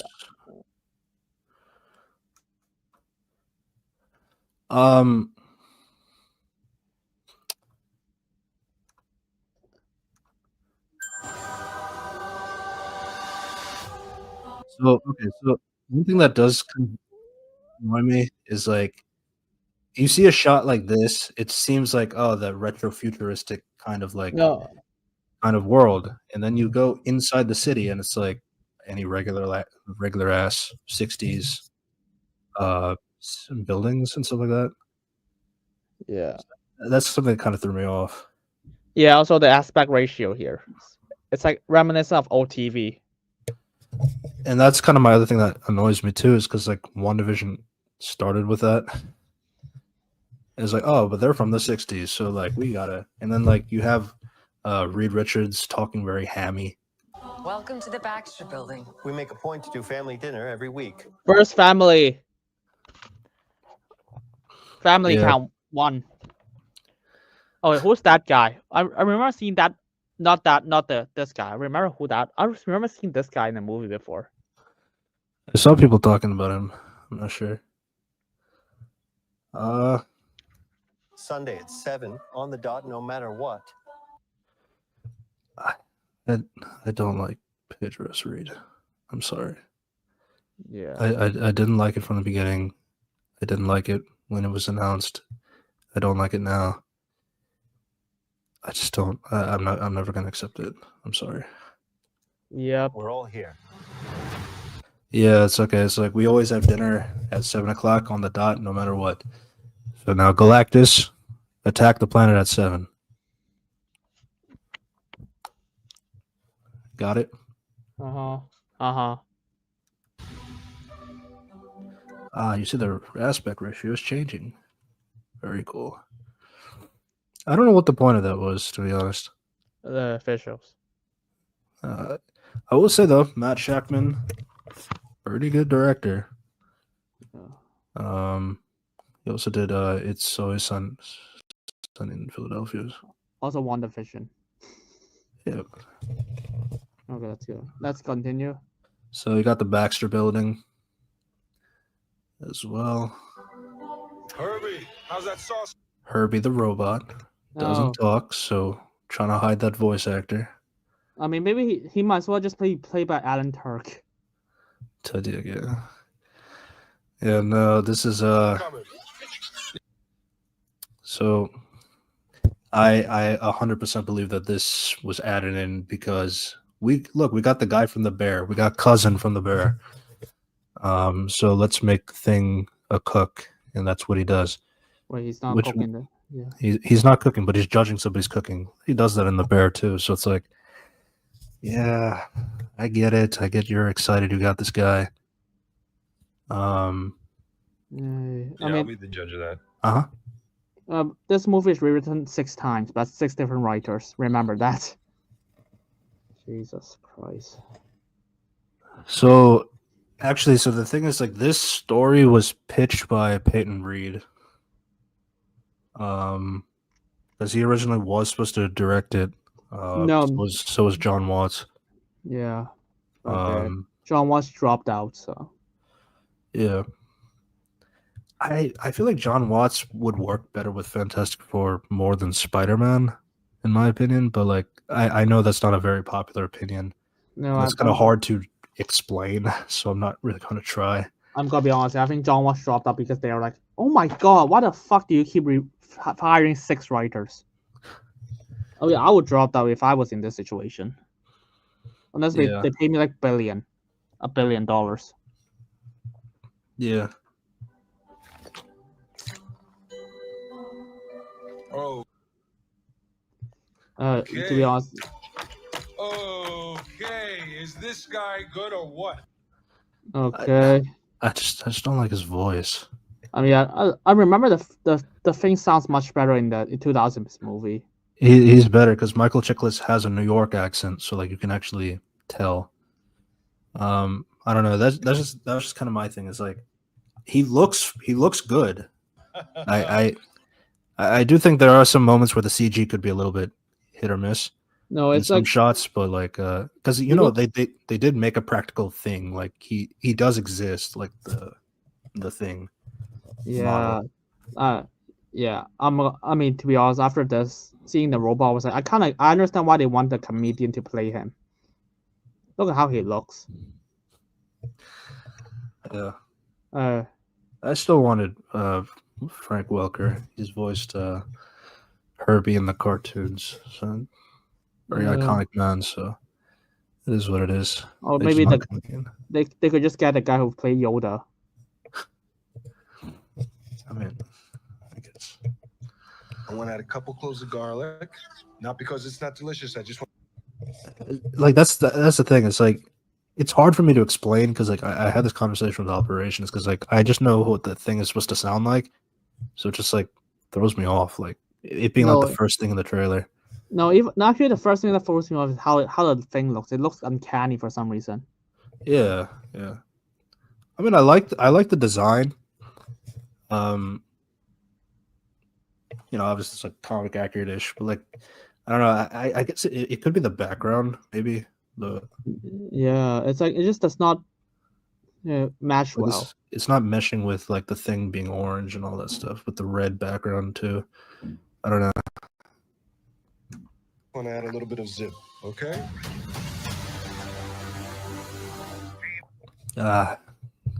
Classic Reed writing on a chalkboard. Oh look! Remember, I remember that reference in the 2000s movie. Yeah.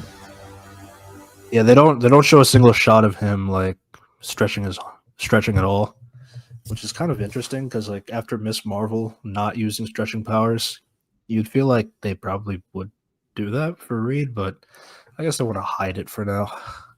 Yay! Because they show everybody else's powers. Probably.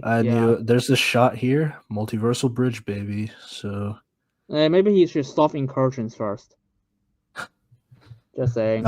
You see, but like these guys won't have any problems because they're the real guys. Who cares about multiverse? Oh God, kill me.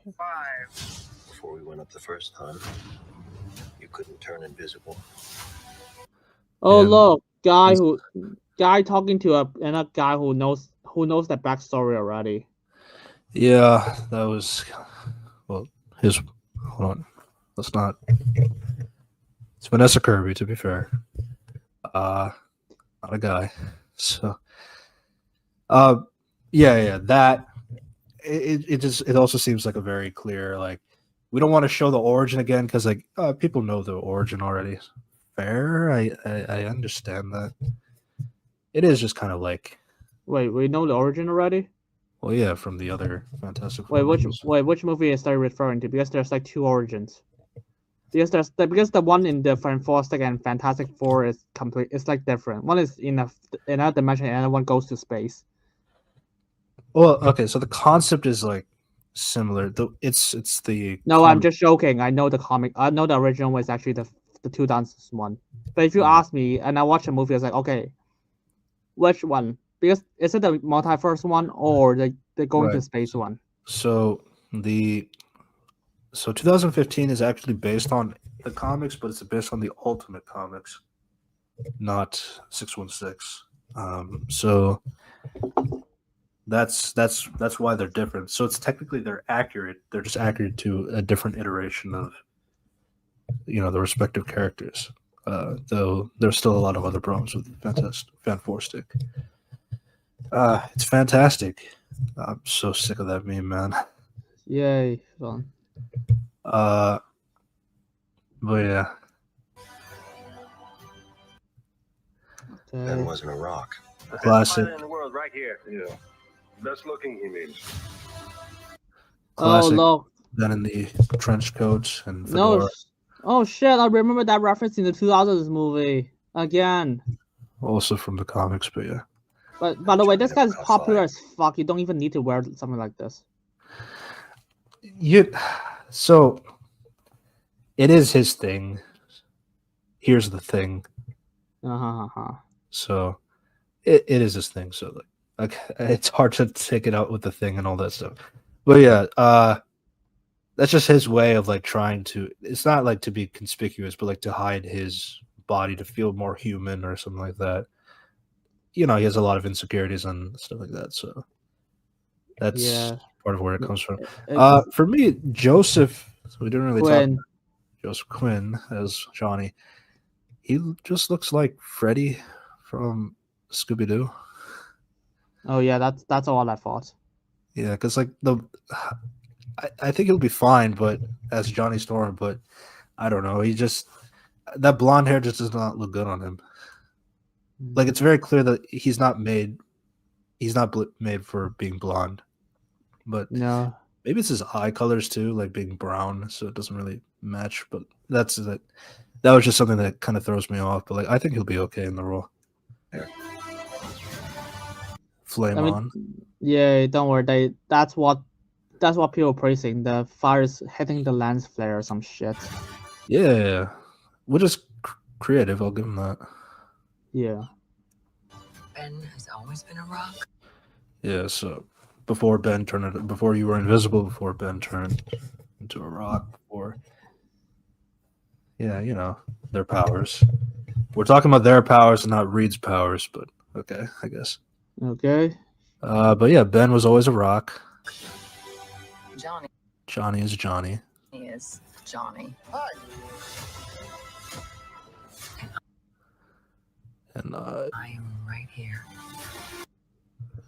Yeah. Whatever life throws at us. this was kind of funny to me because, like, oh no, cloud. Remember the last time looking up in the sky with the cloud? Oh yeah, that was Wait, how are they gonna beat Galactus again? I'm not gonna talk about that right now. Face it together. So Yeah. he's definitely got fans because Yeah, that makes the trench coat thing even dumber because I remember in context in the first movie. which part? Why does he wear a trench coat with a hat on it? No. So like he's still. It's more out of insecurity because like people love the Thing in comics and all that stuff. Like the people love him, other superheroes love him. He just hates himself, like self-deprecation sort of a thing. So it's like even though he's a lot more comfortable now because like it's been over 60, 70 years and all that stuff. So he's a lot more comfortable now, but like it's still something that does like kind of annoy him from time to time And obviously, I don't know how early or how late they are into their careers. So it's like if he's gotten over it, or if he's, dating Alicia Masters right now or anything like that. So it's kind of hard to. But like, again, it's just like, for me, it's what's odd is like having this discrepancy due to the well, we need to put this in a different universe to tell the story that we want to tell, because we can't do this in the MCU current timeline, because nobody knows who the Fantastic Four is. Nobody cares about who the Fantastic Four is. But this universe can do that for us. It just feels like a cop out.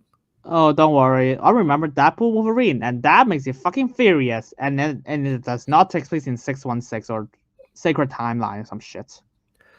Yeah.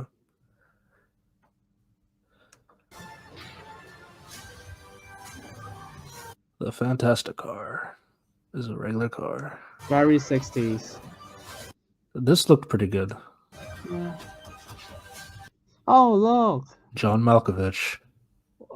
Wait, that is John Malkovich? Yep, he's playing Red Ghost.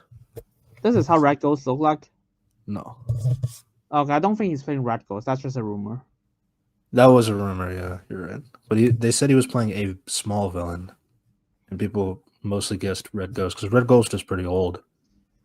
To be honest, he looks like the guy from Shazam for some reason. Yeah, Shazam.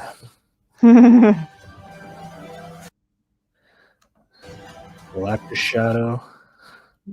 He looks very robotic. Yeah, I think it's probably just a teaser thing. It might look better on the big screen. Polish up CGI, anything like that. Yay. By Should the way, be they did not show Silver Surfer, by the way. Nope. Avoid that controversy. Hey, maybe he will have the ultimate nullifier. Just nullify everything. The ultimate. Oh, you know about the ultimate nullifier. You've seen Galactus. Right.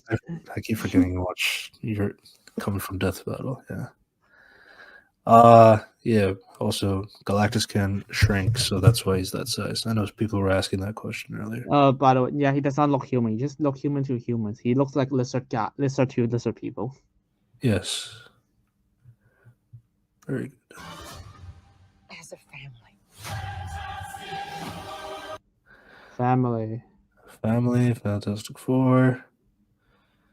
My last comments is that I'm not really a big fan of each suit looking different. I just think that's kind of weird. It's like with these guys, it's like them having the same uniform is kind of important, but it's not like the biggest deal. I just like Sue's the best because like I think she has the right ratio of white to blue and all that stuff. I just think the white sleeves going all the way down, I just think that looks stupid for me. But yeah. Yeah, so in terms of I like Sue the most. I was not surprised that Vanessa Kirby would be the best part. I was disappointed in the Thing and his voice, but it is what it is. I expected Pedro to be bad, and I think he's still bad. And Joseph is Joseph, but he's okay. So yeah. There you go. That's my thoughts on Fantastic Four. Yeah, it's kind of whatever. It just does not tell me anything. I guess a trailer. It is a teaser, so I'll give it that. It does not hook me in any way. That's true. Yeah, but, July's going to be really busy in Jurassic World. Oh, right.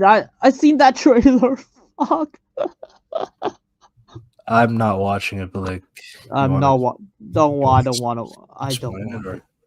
So basically, the premise is they go to the island which make the first few dinosaurs, and apparently because they have like the strongest dinosaur in the world. Remember, this is the universe with like artificial dinosaurs. They're doing the mutant dinosaur again. But they retcon the fact that it's actually the strongest dinosaur in the world. They want to have the eggs of like the strongest dinosaur in the world to make them like a super dinosaur. So they go to the island to find those dinosaur eggs. Yeah, that's the premise. Hmm. Hey, maybe we should stop after the first film. I'm not referring to Jurassic World. I mean Jurassic Park.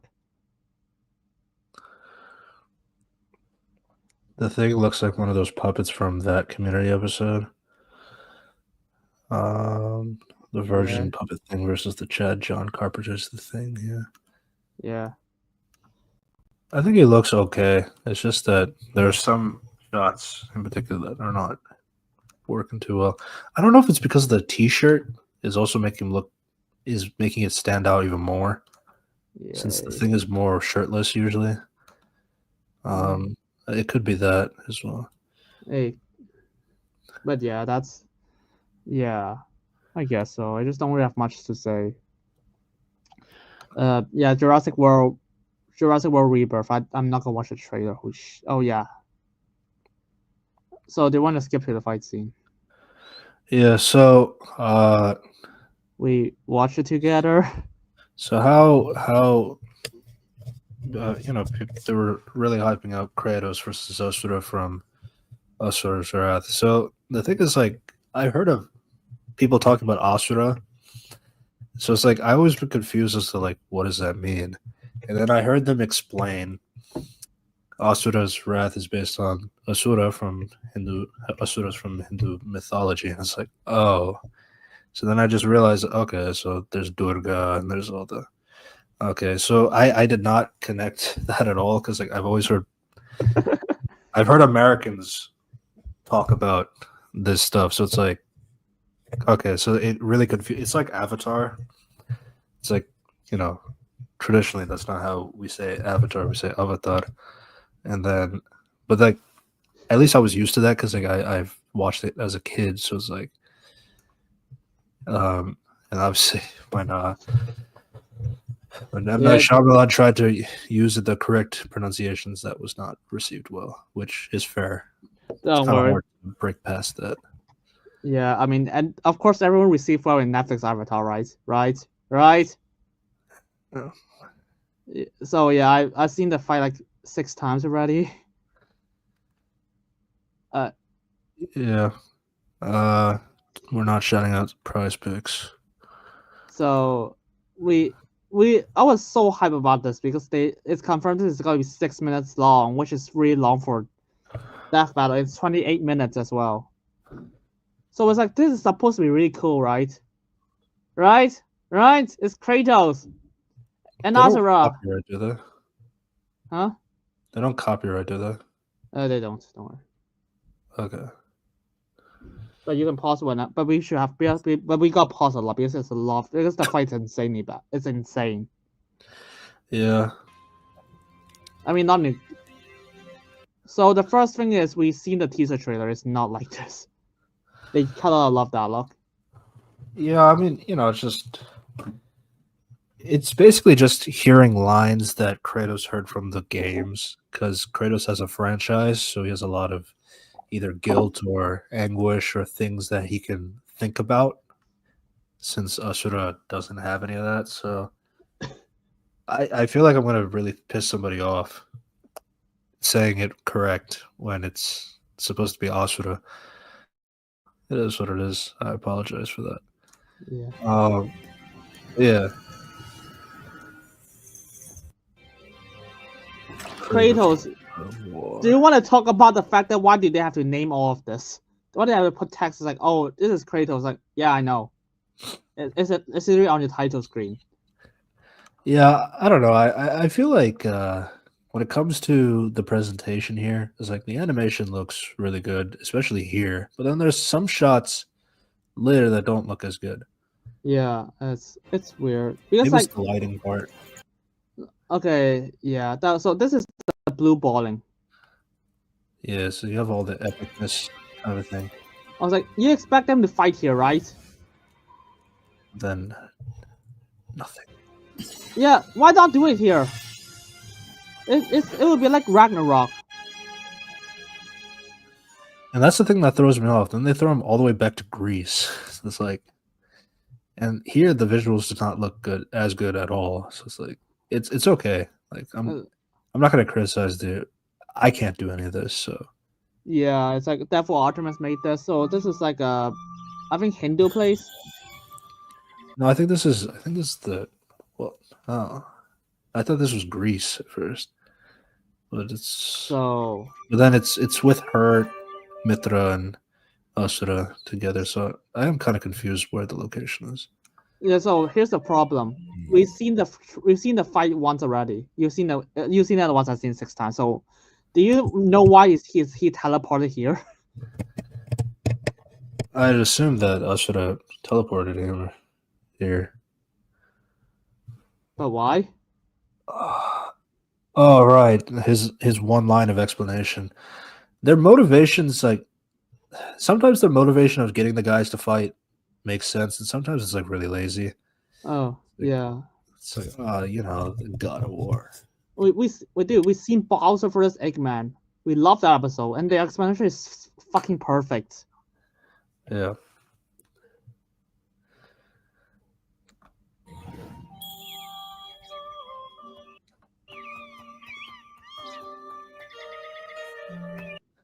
This is also kind of goofy to me too. It's like you just have like Asura just like run, casual, like it's just kind of funny to me. And all the bodies are gone. It's Is true then. The god of war is on Gaia, but not for long. so why is Asura angry at Kratos? Well, he's the god of war, I guess. I think he just killed a few guards. That's the reason. I don't even know. It's like I'm guessing he teleported him here, so he can't teleport himself. Yeah, that's the thing. He knows that God of War is here, so he's got to beat him up, I guess. Yeah. You do not want this fight. Oh, they got the voice actor. You mentioned that, but Yeah. not Christopher Judge. Like, Yeah, the audio voice actor for the comic book. yeah. So, by the way, I talked to a lot of people when it comes to this fight, and they're like, "Oh, it's so awesome!" And then I slowly talked to them, and they start to actually think about it, and they actually got worse the more they think about it. See, my thing is like I only know Kratos from the recent games. I don't know him too well in the older games. And then Asura's Wrath, like he has one game from a while ago. Yeah. So the information level for both these characters are kind of off in terms of. So one is like one character's relying more on weapons, and the other character's relying more on his hand-to-hand combat. So already it's like kind of like an imbalance in terms of like how to get each character to show off their skills with what they're good at, while also making a decent fight. I mean, by the way, because here's the thing, we see Death Battle had done that before. They have 200 episodes. Of course, you gotta have like a hand-to-hand versus weapon combat fights. Yeah. Yeah, they make it work before. Now it's like, okay, now let's see how they do it here. See, like, and this one like threw me off in terms of characterization because like I don't really know, like, because like Asura is telling his daughter to run, but it's like I don't think Kratos was gonna kill her. No, but no. If he just just stand here and beats a few guard, and he just like, I'm gonna kill you, and he was like, dude, I don't want to fight. But then my other thing too is like, but I don't know if it's because he's gonna do like his rage blast and then like explode the temple because that's what happens later.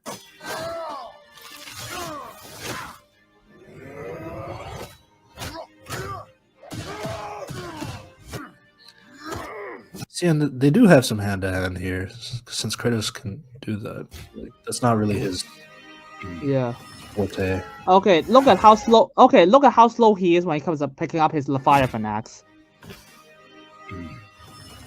It takes like bloody ages when he can do it like immediate a few seconds ago. And and then of course Kratos lets him just get hit. Yeah. Let himself get it instead of just blocking it with his shield or something. We definitely need to check in terms of this one. I don't know if music will give us any issues. Yeah, I mean, when it comes to like clips, it's fine, but music, yeah, we gotta pause a lot when it comes to this fight. It's not a good fight. Yeah. A lot of good colors. There's Rage Blast. Enough to break the ground. Yeah.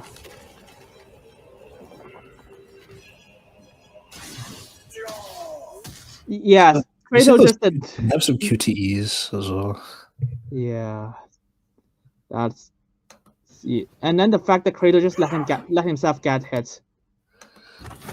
It happens twice, by the way. Jesus. See, he can teleport, so that's why it's kind of weird that he runs in from the beginning. But yeah. Yeah.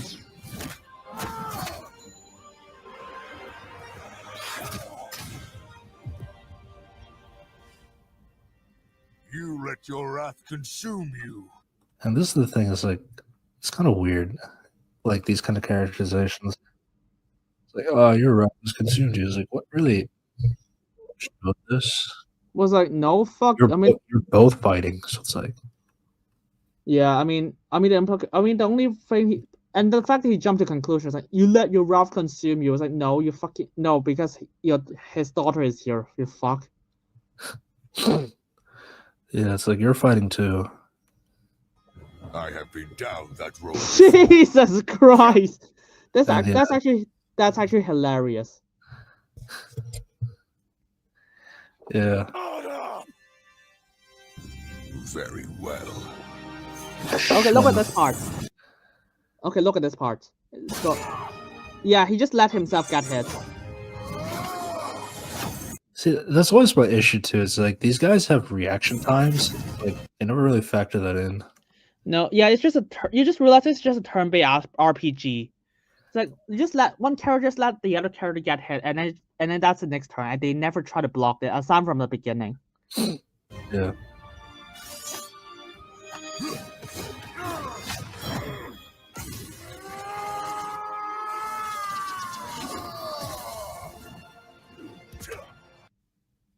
All right, a lot of music. Don't worry, those are Death Battle original music.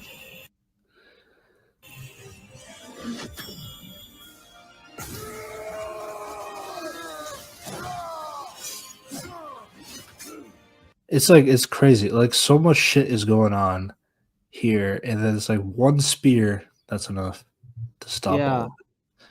And It just happens it happens too often as well. Like it's enough that it cuts off all of his like hundreds of arms. Thousands of arms, yeah. Yeah.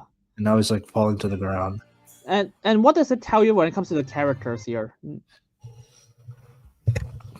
Well, it just makes Asura look weak as fuck. Is the first Yeah. part.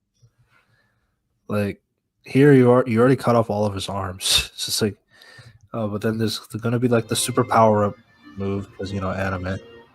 Okay, here's the dumbest part. Okay, here's the part that he triggers his final form. Yeah. Yeah. This is really silly. Yeah, he literally tell her daughter to run, but Wait. apparently. I remember I have a daughter.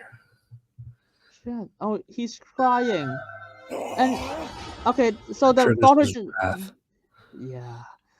Yeah, that's it. The daughter he tell her daughter to run, and then after the temple is destroyed, he decides to run back next to Kratos.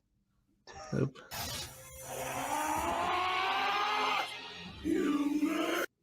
And this is the thing that I don't understand. It's like, take him up to space. Take him up to space. Because I don't know if Kratos could do well in space. I don't know too well about that, but like, because I know Asura can go into space, so that was the point.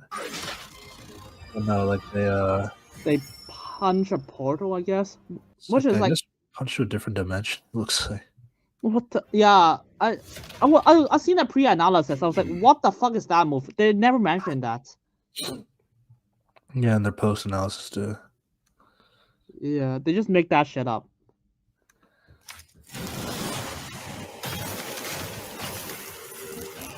Okay, look at how easy Kratos beat this form. You have to look at this. Yeah, just freeze it up and it's good. Okay, 3, 2, 1, go. See, here's the other thing too. He does the rage mode like twice. Yeah. There's already kind of the lack of treatment. Rage mode punch. It's like that defeated two different things. for Yeah. her. Yeah, you can tell. Yeah, this is the fight. Kratos just keep one hit kill all his super forms. Yeah. And then also another destructive. Yeah, because we need fucking title screen for some reason.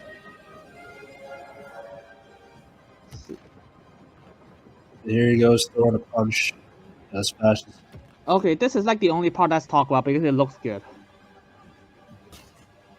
And to be fair, this is probably the best part of the entire fight. No, this face is really funny though. Yeah, It's been a lot of memes and it's really funny. yeah. That's... Oh god.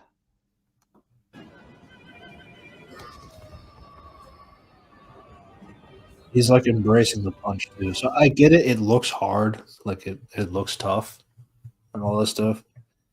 But my thing is like, man, I really feel like Asura had no shit going on his side.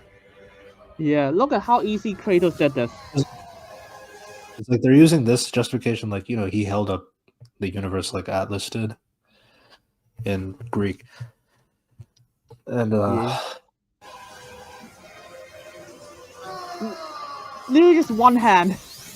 one hand punch, yeah.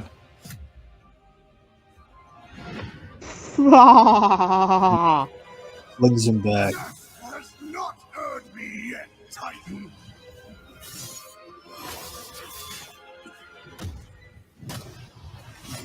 Throws one spear up, And it suddenly and then it turns into millions of spears. But you deserve a worthy end. probably the best line of the entire fight, I think. Super zooms up. Okay. Yeah. Blade of Olympus. Right to the Oh! head. One hit kill again. That's the thing. It's like he really did stop every single thing that Asura did, and you know, it's like I get it. Like, and the thing is, like, well, I guess we could talk about what happened on social media from the creator.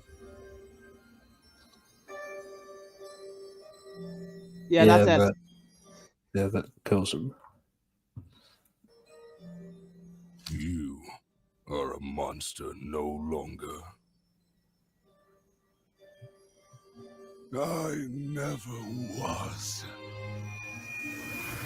That means nothing.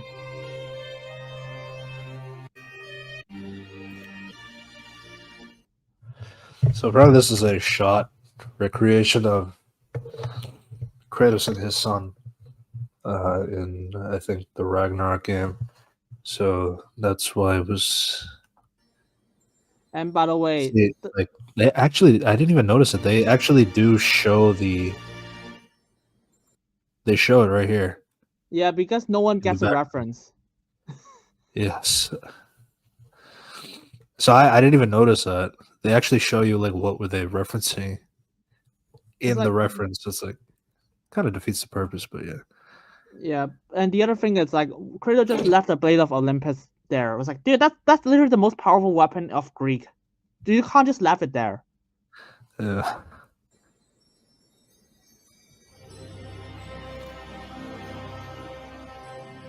Oh god. Yeah, Well, that's pretty much it. Yeah. So the thing for me is that I don't know the characters too well. To say like who would actually win and all this stuff. But the thing here is that I did not feel like there was any equal footing in the fight at all. Every single form that Asura did had no effect. And you gotta remember, Kratos is doing like one thing that defeats an entire form. Like whether it's a punch, throwing a spear, or throwing a knife. Like And I know these things are powerful items and all that. I get that. But I don't know. It already feels like there's like no level of like really capturing if like why are these two fighting in the first place? Because No, I'm sure there because was a reason why you put them up together. No, the only reason is because they have a really deep layer reason. This fight has been requested for not just Death Battle for a lot everyone in for a while now. Yeah. And this is 6 minutes long, by the way. What the fuck do you spend your time on? I mean, you have like your classic hits and stuff like that. I mean, you're seeing the characters use their individual power sets and all that stuff. I just never really felt like Kratos was ever losing. You know, sometimes there's a fight where like it's very clear that this character is going to win, like Omni-Man versus Homelander. But that's different. I mean that is actually better than this. Yeah. Yeah.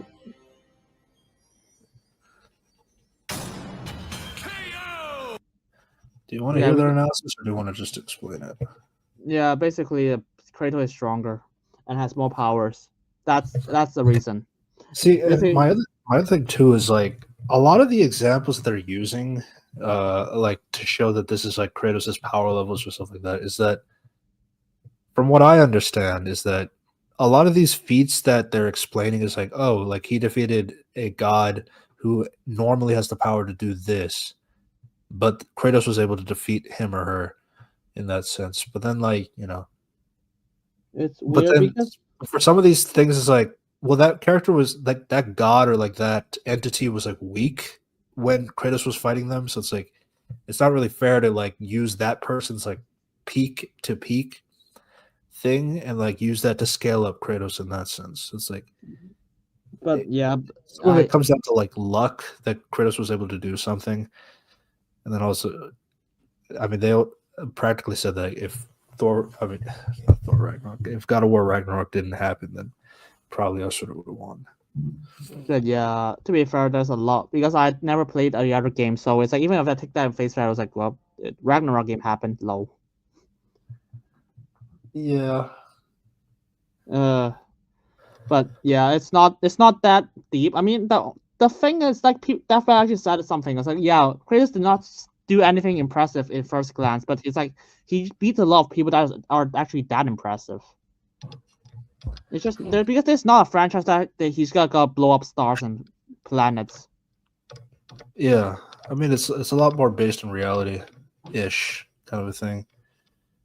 Yeah, I mean, yeah, And but that's I mean, one of the things that was like Wiz's voice actor also puts on the like before the fight even happened on YouTube, like that kind of feels bad for the underdog. was like why? It's like one person has like a lot of games and franchises and stuff like that, whereas another one is going to be forgotten. It's like, oh, he already told us who won. Yeah. That was I'm glad I did not see the entire tweet when it happened. I was just like, okay, fine, whatever. And then I saw and after we seen the video, and then we watched the tweet, it was like, fuck. Oh yeah, I'm glad I did not see the tweet. By the way, Death Battle actually gave more credit for fucking Asura than most people in the community do. That's it. That's the insane part. Yeah, it's weird because he fought like the Chakravatram statue for him. Like when he fought him, it's like, dude, like how the fuck can like Kratos do anything with this? Like it's like super speed. He's up in space, so like he's breathing, you know, space and all that stuff. So it's like that's what I was saying. It's like I should have just take him up to space. I don't know if Kratos could breathe in space, but you could try. Yeah. Oh yeah. There's a corner box in there that explains that he could. I've seen the videos so many times, and I have to catch every corner box. And its mass far exceeds not just our galaxy, but our entire observable universe. Destroy.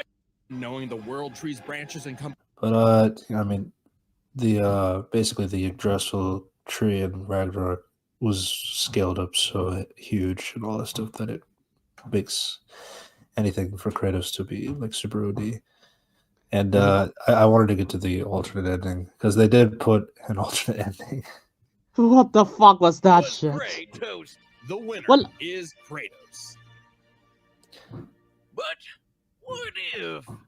Yeah, because we actually So- saw this. This is so it sounds like this is Boomstick's like personal canon because I don't think he fully agreed, or some. It could be, it could not be. I don't know, but it kind of sounded like Boomstick was not entirely on the side of Kratos winning.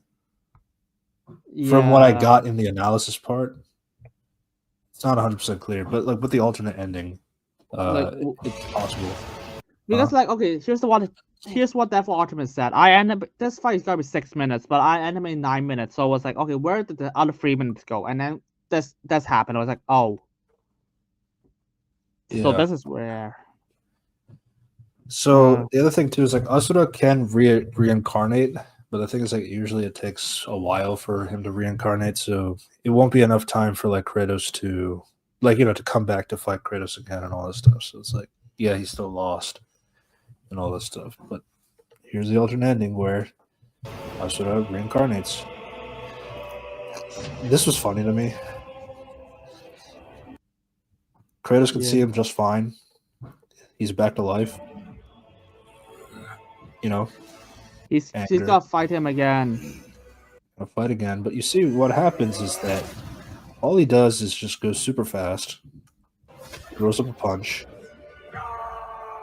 Yeah, Kratos just no reaction time, as if he didn't notice. Takes a full punch to the press B multiple times, video game reference. Yay.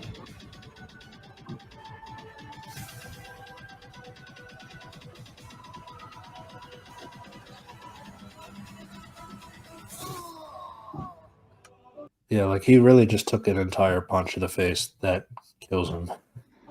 Yep. And this is funny to me. The ragdoll.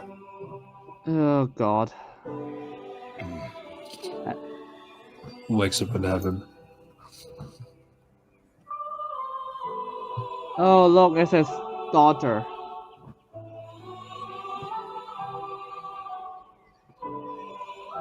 Yep. And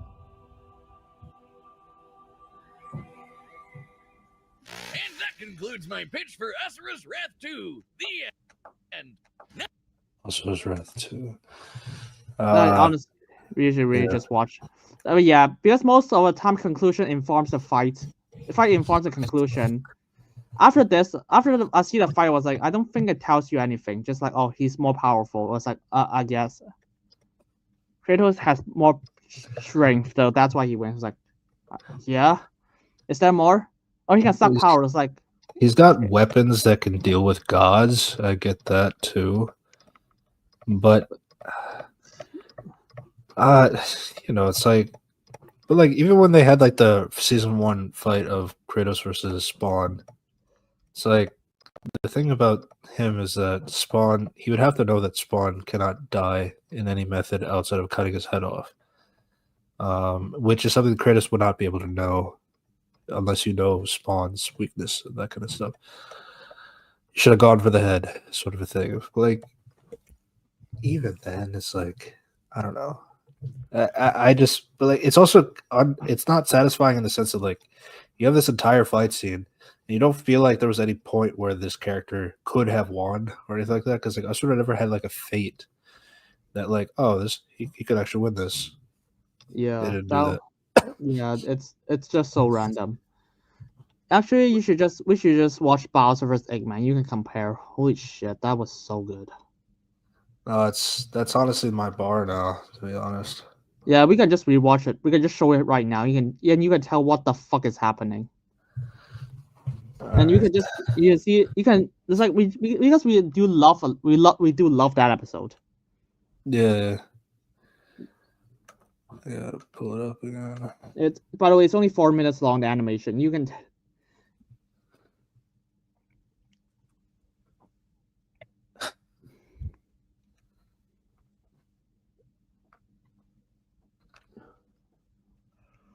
Bowser. And yeah, and the fight actually informs the conclusion really well. That's the other thing.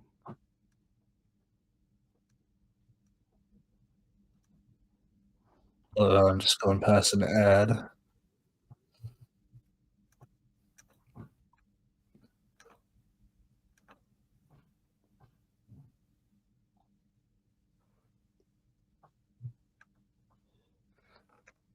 All right, ready.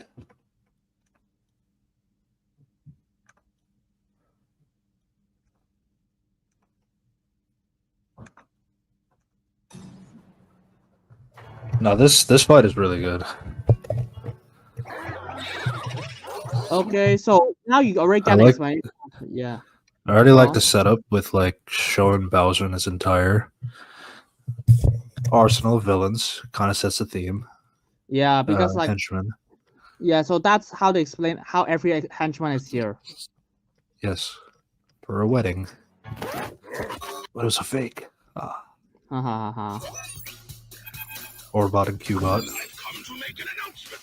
This territory is now the base for my upcoming Eggman Land 2. I Okay. like that too. Continuity, because like Eggman loves himself and like making Eggman Land. So I like that as well. Yeah. It understands the characters very well. Yeah. And he's like egotistical, so he's just like, yeah, I'm gonna do this, lol. Yes. And he tried to kill everyone here and take over the Mushroom Kingdom. Yes.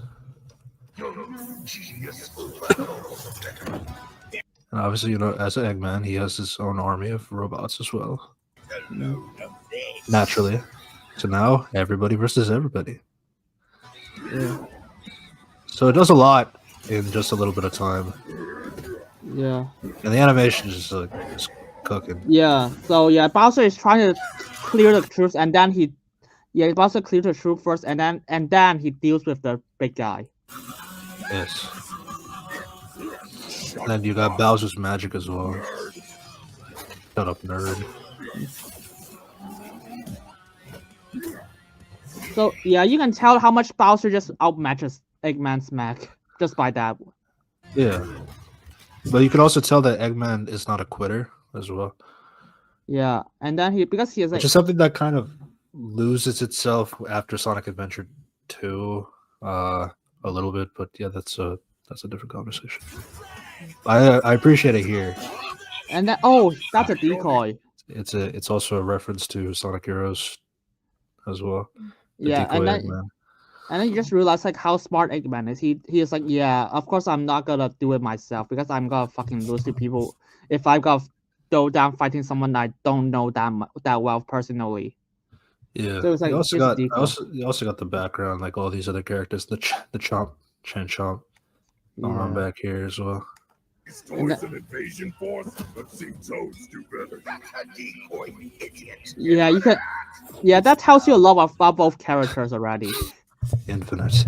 Yeah, Bowser is like, oh yeah, he's arrogant, but he's a bit arrogant, but he's like he only do it after he thought he defeated opponent. But Eggman just like, yeah, no, that's a decoy, you stupid person. So he's just egotistical, but he's like, but at the same time, you get the realization that he's really smart. He's just using for testing ground. Yeah. Without fear, it is the ultimate strength. Oh yeah, that's lifted from Sonic Forces. So they copy the audio from Sonic Forces. That's what. I hope it doesn't flag us. Oh yeah, this is the moment. Yeah, Bowser just try to save his troops.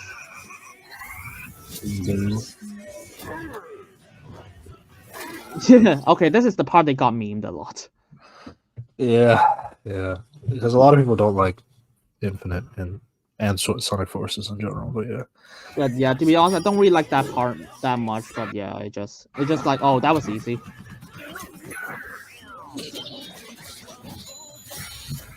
Metal Sonic. Okay. Dude, honestly, this episode has done so much good for Metal Sonic than the actual franchise. Dude, it's actually insane. Yeah. Again, I don't want to go so heavy into like the Sonic lore. I've been watching so much Sonic games lately. After Sonic 3 and playing Shadow Generations and all that stuff. So Man, but this episode did so much good for Metal Sonic from a studio that has nothing to do with Sega. It's Yeah. I mean, it's so good that people just like on Twitter was like, "Oh my god, Metal Sonic's so awesome!" All of a sudden, and just like he's literally carrying Eggman. Yeah. Yeah.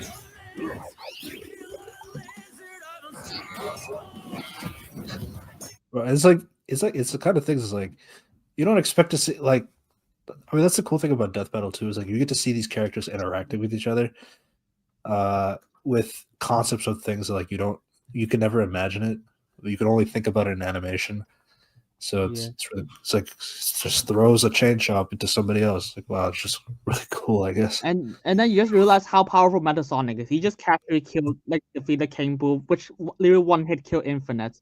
And then you got like, but Carmack without informing, Carmack just comes to Bowser. It's like chance time. It's like you can tell the dynamic of like Bowser's troop. Bowser respect his troop, and his troop just in return respect like helps him. Yeah.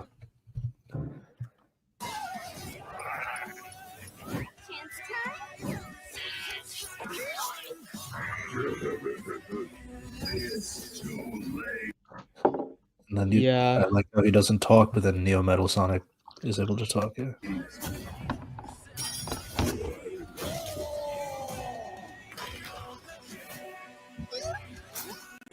According to plan. Bowser Jr. Excellent work as always, Beto. Yeah. Ready to wrap this up, Sage? Yeah, you can. It's such. Yeah, you can tell like how smart Eggman is. Like he actually planned just like, oh yeah, I'm not gonna do it myself. I'm gonna send my troops to do it for me, lol. And he's just go everything according to plan. Just send Metal Sonic. He's doing all the heavy lifting. Yeah. And then you just see this part. What they say, the more the merrier. Showtime. Yeah, and now you can tell like how much Eggman's ego screwed him over. It's like, oh, I went low. It's like, oh, you haven't. Yeah, you haven't yet. Yeah. But the thing here is though, it's not just that. It's just like, but you show Eggman had a chance, like, or Eggman had the ability to win, and he just like oversaw something, or like he didn't. Well, you saw that there was like a formidable thing between both of them. It's like, so it's like if Bowser, we know Bowser wins, but like at least like Eggman got to do something that was like in character, and like also like he was able to stand up to Bowser. So like that's like the cool thing. I mean, the thing about Death Battle in general is like sometimes like, you know, straight up you can just expect who's gonna win the fight. And other times like, okay, it's gonna be even, but at least like let me see like who, like maybe the fight is gonna be easily this person will win, but like I can you at least make it good enough fight that they can like stand toe to toe, or make it seem like they can stand toe to toe, something like that. And then this episode just like, oh fuck, you literally could not tell who's gonna win in this fight. Yeah. And then you got a lot of small details like, oh, Eggman, okay, because Eggman relies on Metal Sonic to save him, and in turn he took a punch. So it's like it tells you that he does not care about, he relies on his troops a lot, and his troops just like commands him. Just all he did is gotta protect Eggman. But the thing is, like, because Metal Sonic is so powerful, he can literally beat all the Eggman's troop. Okay, Bowser's troop himself though. So that's the other advantage he has. Yeah.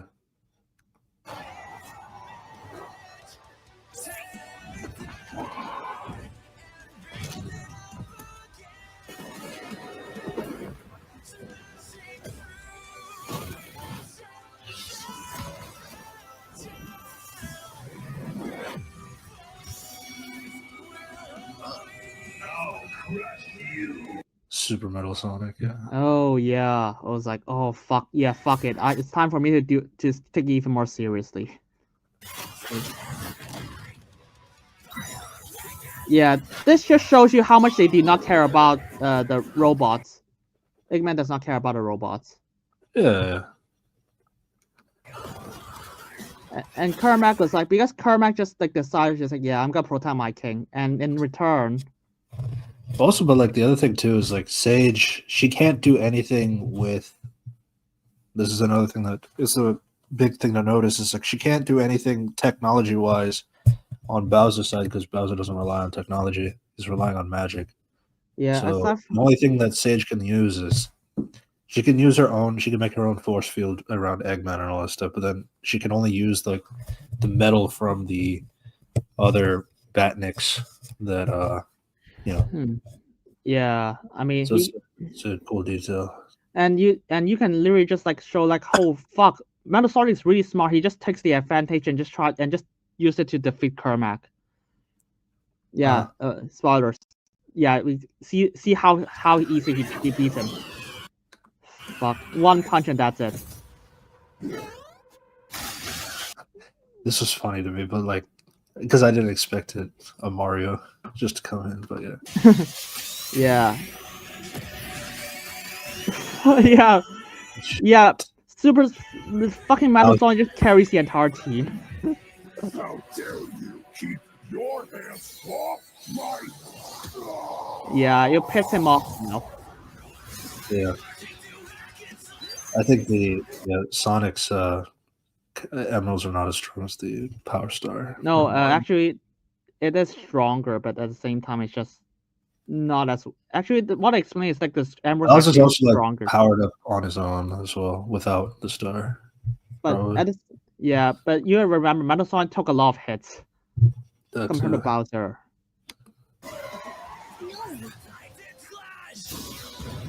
Oh, because oh no, Eggman is losing now.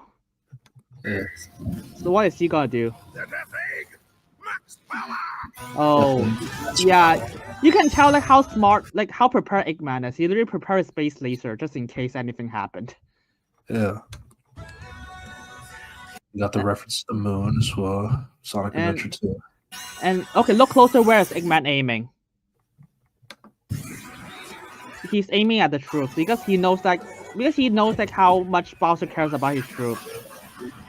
So, and this is like the best moment of the entire fight. Bowser just takes it for them, trying to protect his army. It's honestly crazy, man. Like, I don't know if we're gassing it at all, but like, it really does so much in 4 minutes.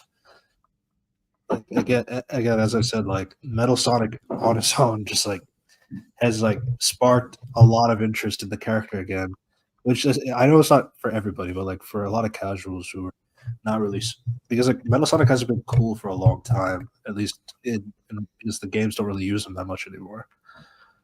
I hope they use him again, especially after he's in Sonic. Shadow Gen. Oh yeah, but yeah, I don't really like how he has appeared in Sonic 3 post credit. He just got beaten up by Amy in one hit. And there's like 20 of them, so it's like, wow. Yeah. I just hope in the 4th movie they get the real Metal Sonic, but then like, I don't know, for a first showing too, it's like that was kind of disappointing. At least this Death Battle version of Metal Sonic was around at the same time, so yeah, he takes the whole brunt of the force, even though it's giving him a lot of damage as well. And by the way, Eggman's army is dead. All of them are gone. Yeah. Yeah. He literally tried to kill all his troops. That's the thing. Bowser can go on. Yeah. This perfectly symbolizes what's the difference between two leaders. So like, because like Eggman does not care about his army, he decides to use his army as a force to just kill everyone to take his place. Because Bowser is so loyal, he decided to take it for them, and because like, and so Eggman army, so protecting his troops, and Eggman army is not protected, so he takes the majority, and all of them are just basically bombed. And because loyal, and it shows like how loyalty actually rewards you of the entire episode, which is also the theme of this episode. See, it's interesting too, because like it's very different from other death battles in the sense that like it's not just Bowser versus Eggman, it's them as leaders of their own army of henchmen that they deal with. I don't know if that was always meant to be the plan, because like, they've had villains fight each other before, but like they never had like, oh, this villain who has a bunch of henchmen who have their own set of powers or their own set of skills that they do. Like you don't really, I don't remember an episode ever doing this kind of method because usually they'll just do what does Bowser versus Eggman do, just them on their own. Then I don't think it would be a good fight, honestly speaking. Yeah, it's like it's in 1 minute melee, which they stopped doing, but they have a Bowser vs. Eggman. It's not as good as this, not nearly as good as this one. Yeah. So I thought the direction of like using army versus army was a very good idea. Yeah, and it tells you a lot of both characters, which just they don't even speak a lot, but when they speak, it's amazing. But you can tell by their actions, like what do they value and how do they command armies. Like, oh, wow. It's like Eggman is like really smart. He has a lot of strategy and he has a lot of backups. Yeah. But he lacks loyalty. So when everything like goes off the plan, he runs out of plan. No one is there to support him, aside from Sage. But Sage is not useful in here. Sage, yeah, it's not that she's not good. It's just that this is not her field of expertise for this kind of, which is really interesting too, because like it's not like, because like with Sage, it's what I like about this episode too is like it does really good with the characters that they have, not just like Eggman and Bowser, but like even the individual characters. Like we talked about Metal Sonic, we talked about Sage, and all Bowser, this stuff. Karnak. Karnak. So yeah, it's like they have like these Bowser Jr. a little bit. It's not used as much, but you can see like they didn't just focus on characterization for the two main characters. They actually did try with all of them, which is why it feels more fleshed out as well. Yeah, and this is all in 4 minutes, by the way. Yeah. And then you just see what's happening here. Yeah.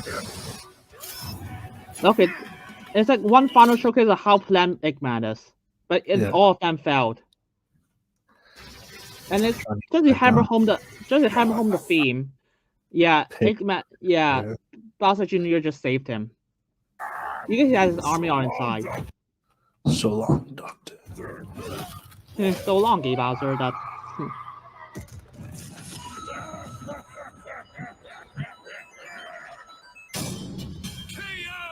Hey, there's an aftermath as well. This is like crazy, man. Like they even have like a bit of a funeral-ish kind of a thing here, while also I did not expect that. They even have like a post-fight Sage's feelings, the injured soldiers. Yeah. Q-Bot and Warbot. Yeah. Interesting. I didn't even notice that. Currently plotting. True. That from Sage, I guess. Yeah. I mean, here's the thing. Yeah, this is amazing fight. You can skip. I don't want to, because if I tell you the conclusion, it's not gonna be as good as how to explain. Because how they explain is fucking amazing if you knowing the context of the fight. Yeah, I mean, we kind of did it ourselves, but like they're able to like at least. That's why I personally feel like this is their best episode. Maybe that's a recency bias thing. I don't know.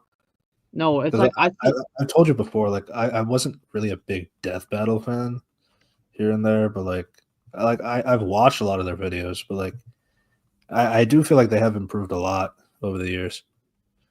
But there are some misses like what we just talked about earlier. Yeah, that was a wow. That was actually hype for everyone, and this is what they gave us. Yeah. And to be honest, I did not expect this to be that good because I was like, oh, that's cool. And cool idea. I'll see how it turns. Like, oh my god, that is insane. This war was not an easy one to win. Yeah. Oh, currently deserting, currently plotting. Yay. And you could even see like giving the side eye, the Koopa. True. Which might seem surprising given how the Sonic series is. Yeah. We can't go too much into it. I don't know if they had an extra. I mean, you skip to the final category, teamwork. If you want to do an actual to wish anything out of big guy's possessions will guard more plenty day instantly. So the safest bet is to call this category a tie. All right.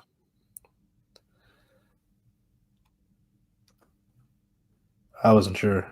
Most of the universe. Okay, that's way too far. That's way too far. No, just okay. No, before that.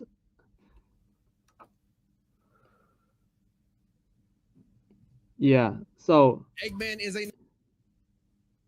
Hmm? Yeah, just before. Okay, a bit before that. Okay. Slightly. I think 10 more seconds before that, and that's better. Yeah, that's it. You just play this part. Call this category a tie. Which means it's finally time to compare their armies. Eggman seems deadlier at first glance. I mean, look at all those buzzsaws and rockets. Metal Sonic's speed and power alone could solo most of the Koopa troop. Yeah, which is actually true if you listen to analysis. Basically, because he has the power of Chaos Emerald, so basically he fucking solo Bowser's army. Yeah. Yeah. But he can't solo Bowser himself. Yeah, he can solo himself. Like something Bowser had in spades.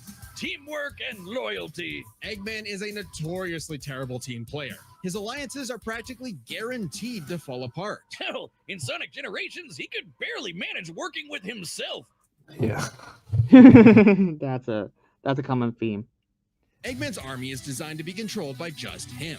To Eggman, it's harder to command those with free will. Hence his rivalry No more free will. with the free-natured Sonic. Meanwhile, the Koopa Troop follows Bowser because they actually like him. They train really hard to cover each other's weak points, giving them plenty of advantages as this war progressed, like battlefield control through King Boo's magic and Bowser Jr.'s paint. And since the Koopa Troop doesn't rely that much on technology, Sage's hacking potential had little use. Yeah. Yeah, basically. It's good that they accounted for that too. Yeah, you can literally tell, like, because Kermac, Bowser, and even King Boo try to defeat the other opponent when the others failed to do so. Mm-hmm. Everyone is covering everyone, especially with Bowser Jr. Yeah. Oh, secret weapon? Kamek is kind of busted, canceling Metal Sonic's power copying, stealing the Phantom Ruby, and potentially swapping the Chaos Emeralds were huge game changers. Add on that Bowser and his army can use any Mario power-up item, and they had billions of combinations that the Eggman Empire just could not actively plan against. Even with Sage's millions of plans to take down the Titans, she thought them to be unbeatable, which Sonic proved was incorrect. Yeah, that's Yeah, you can look at the side bar. I just finished Sonic Frontiers the other day. I liked it. I noticed that it's very polarizing, so I'm not going to go too heavy into that. But I personally liked the game. But yeah, Bowser, truly loyal army, more useful abilities, stronger base form, cosmic reality warping powers. Equivalent strength reforms, yeah. Control was ineffective. Far more intelligent. Eggman does not really has cosmic reality warping weapons. Equivalent strength via the mechs, but he is less efficient as a leader. Sage's technopathy was very ineffective, and army was mostly vulnerable to transmutation magic. So yeah. Yeah, to be honest, if I would just tweak this as I would just give Eggman an up category. It's like Metal Sonic can solo the entire Bowser's army. So that's the other thing. I'll give him that, but because here's the thing, you can tell the results is the advantage of Eggman is he has the strongest person in his army in both sides, and he's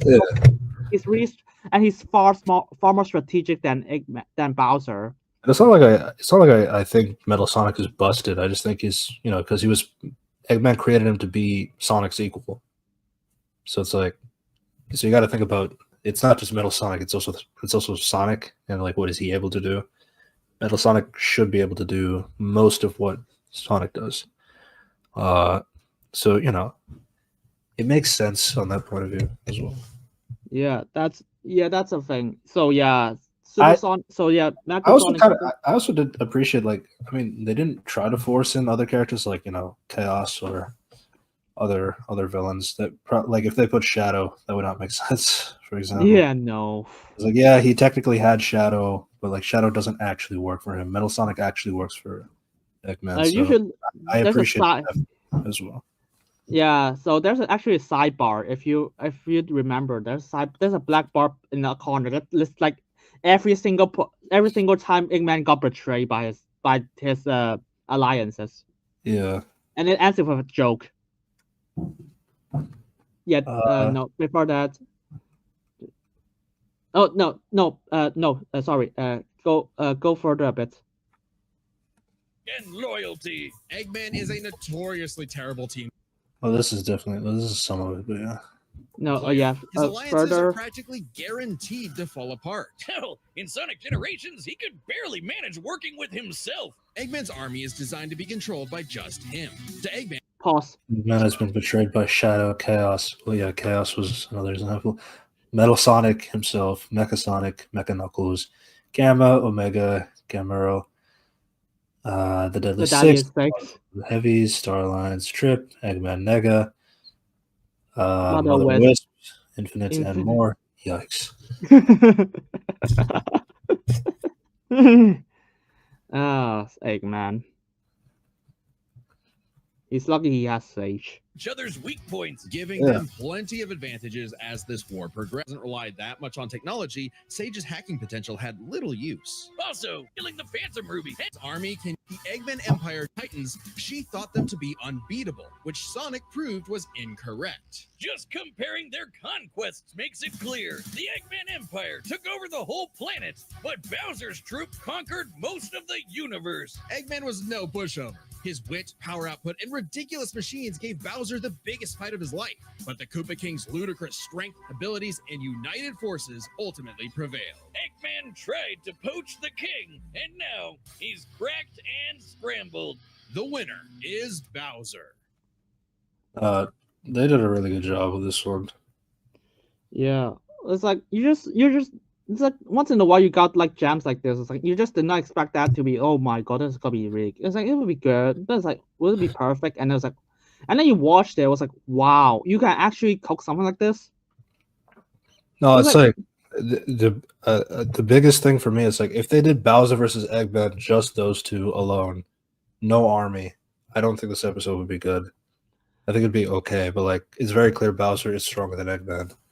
But like there was a fighting chance because of the army being included, but then not just that, but like in the 4 minutes they're able to put all this like characterization for both characters and like they're members in the team. So like you can actually feel like it feels like a battle. Like it feels like a legitimate battle among two different teams, and like you get to see some perspectives on both sides. It's crazy. Yeah, you can tell. Yeah, you can tell someone in the writing team puts a lot of effort. It's like, okay, how will the army react to it? How to make it seem fair? How to like align with the conclusion? How do you feel like, oh, we're representing both sides and everyone has a fair, everyone is respected? And the other thing too is like I mean, I'm more of a Sonic guy than a Mario guy, but like I know like I caught a lot of references from the games too, where like it doesn't feel like overtly in your face or like anything. It's like, oh, like that's from the games. I remember that.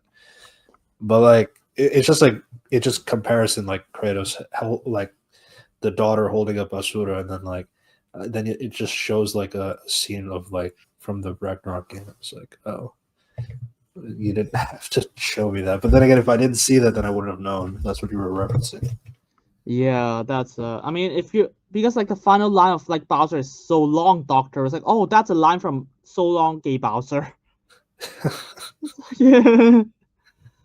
Oh my god. Yeah, but it's like it felt not natural because like, oh my god, yeah, I finally beat you. Fuck you, go kill you. I'm gonna kill you now. Yeah. No, it's very, very good. I think all of it was really good in terms of the analysis, the way that it was presented, the way the fight happened, and the post analysis as well. I think it's their best episode. Oh yeah. Even I think it's the best episode, and I've seen like all of the episodes many times over. Yeah. But yeah, that's kind of like what was the, I guess I didn't think Kratos and Asura was ever. Sorry, you cut out. I didn't think Asura and Kratos was ever going to be in that tier, but like, I don't know. It's like now the writing quality is like now I just have a bar, which I don't know if that's fair. I mean, what their next, but then it's like I don't know. They're going. Their next battle is going to be Ghost Rider and Spawn. So it's like I don't know if I'm not really interested in that. Yeah, I mean, we do. If you want to watch it together, we can do that. Maybe you will because you know Ghost Rider and Spawn. Yeah. Yeah, I'm gonna try to avoid spoilers again. Yeah, no, I just find that crazy. It's like, yeah, this guy's great. He's got a lot of games. He's got a franchise, but I feel bad for the underdog. Doesn't get a fair shot. Oh, he's gonna lose, isn't he? Oh yeah. No, that was not a great idea. Yeah, don't worry. It's like to be honest, the amount of time like Ben and Chad James is like, oh, we actually want Asura, we actually love Asura, and then we just saw the fight. Was like, yeah, sure, just keep saying that. I was like, actions speak louder than words. Look at how many people actually love Metal Sonic, and they did not once say that, oh, we love Metal Sonic, give me more Metal Sonic. No, the episode just shows it, how awesome he is. No, it's the fact that Ben Singer and Chad James have to keep saying it's like, oh, we love Asura, give me more Asura. It's like, okay, that does not tell me anything. It's like that shows you lack a bit of confidence. No, I do hope that Metal Sonic gets that resurgence again. Because like I just finished playing Sonic Heroes, and I think that's like his last time he was good, and then every time after, like last time good in the games, he's better in the comics, but yeah, just like. Yeah. Then he just became I remember Metal Sonic from the previous game. Let's use him as a boss battle. Then he's gone, never a character again, and all that stuff. It's unfortunate. But yeah. Even Shadow Generation is like, oh, remember Metal Overlord? Yeah, let's just fucking kill him. Yeah.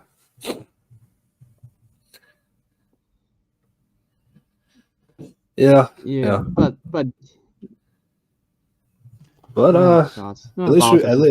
at least we watched this at the end, so now I'm a little bit more positive. Before ending the stream, so that's good. Otherwise, because would have ended on we don't want bad. to. Yeah, we don't want to sound like negative because mostly we're just like, what the fuck did we watch this week? Like everything we watch is just bad. And now we just like, okay, here's actually praise something, which is also last year.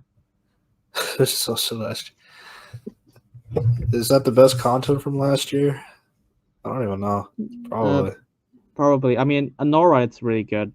So, I mean, to be fair, we got the Penguin. We did get the Penguin, that's true. Yeah, I mean, Shogun is good. Conclave, the Wild Robots. We do praise a lot of stuff. Yeah, that's true. But yeah, that was our discussion on stuff.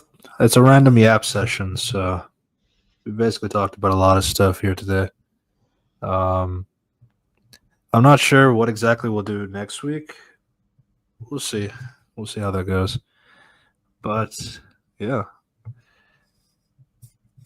So yeah. We will keep watching a lot of stuff, and also Ghost Rider first Spawn. Yes, Ghost Rider and Spawn have appeared in Death Battle before, so we'll see who wins this time. Subscribe to Unity Reviews and Analysis. Subscribe to Red Devilos Reviews. Subscribe to Another Reviews Corp podcast. This is where we archive the videos of our streams and put it on that channel. If you could please help us get to 100 subscribers on that channel, we can have our live streams there, and it will help us a lot in terms of distributing the content. So we'd greatly appreciate it if that is something you're interested in helping us out with. And we will see you all next time. Bye. Everybody.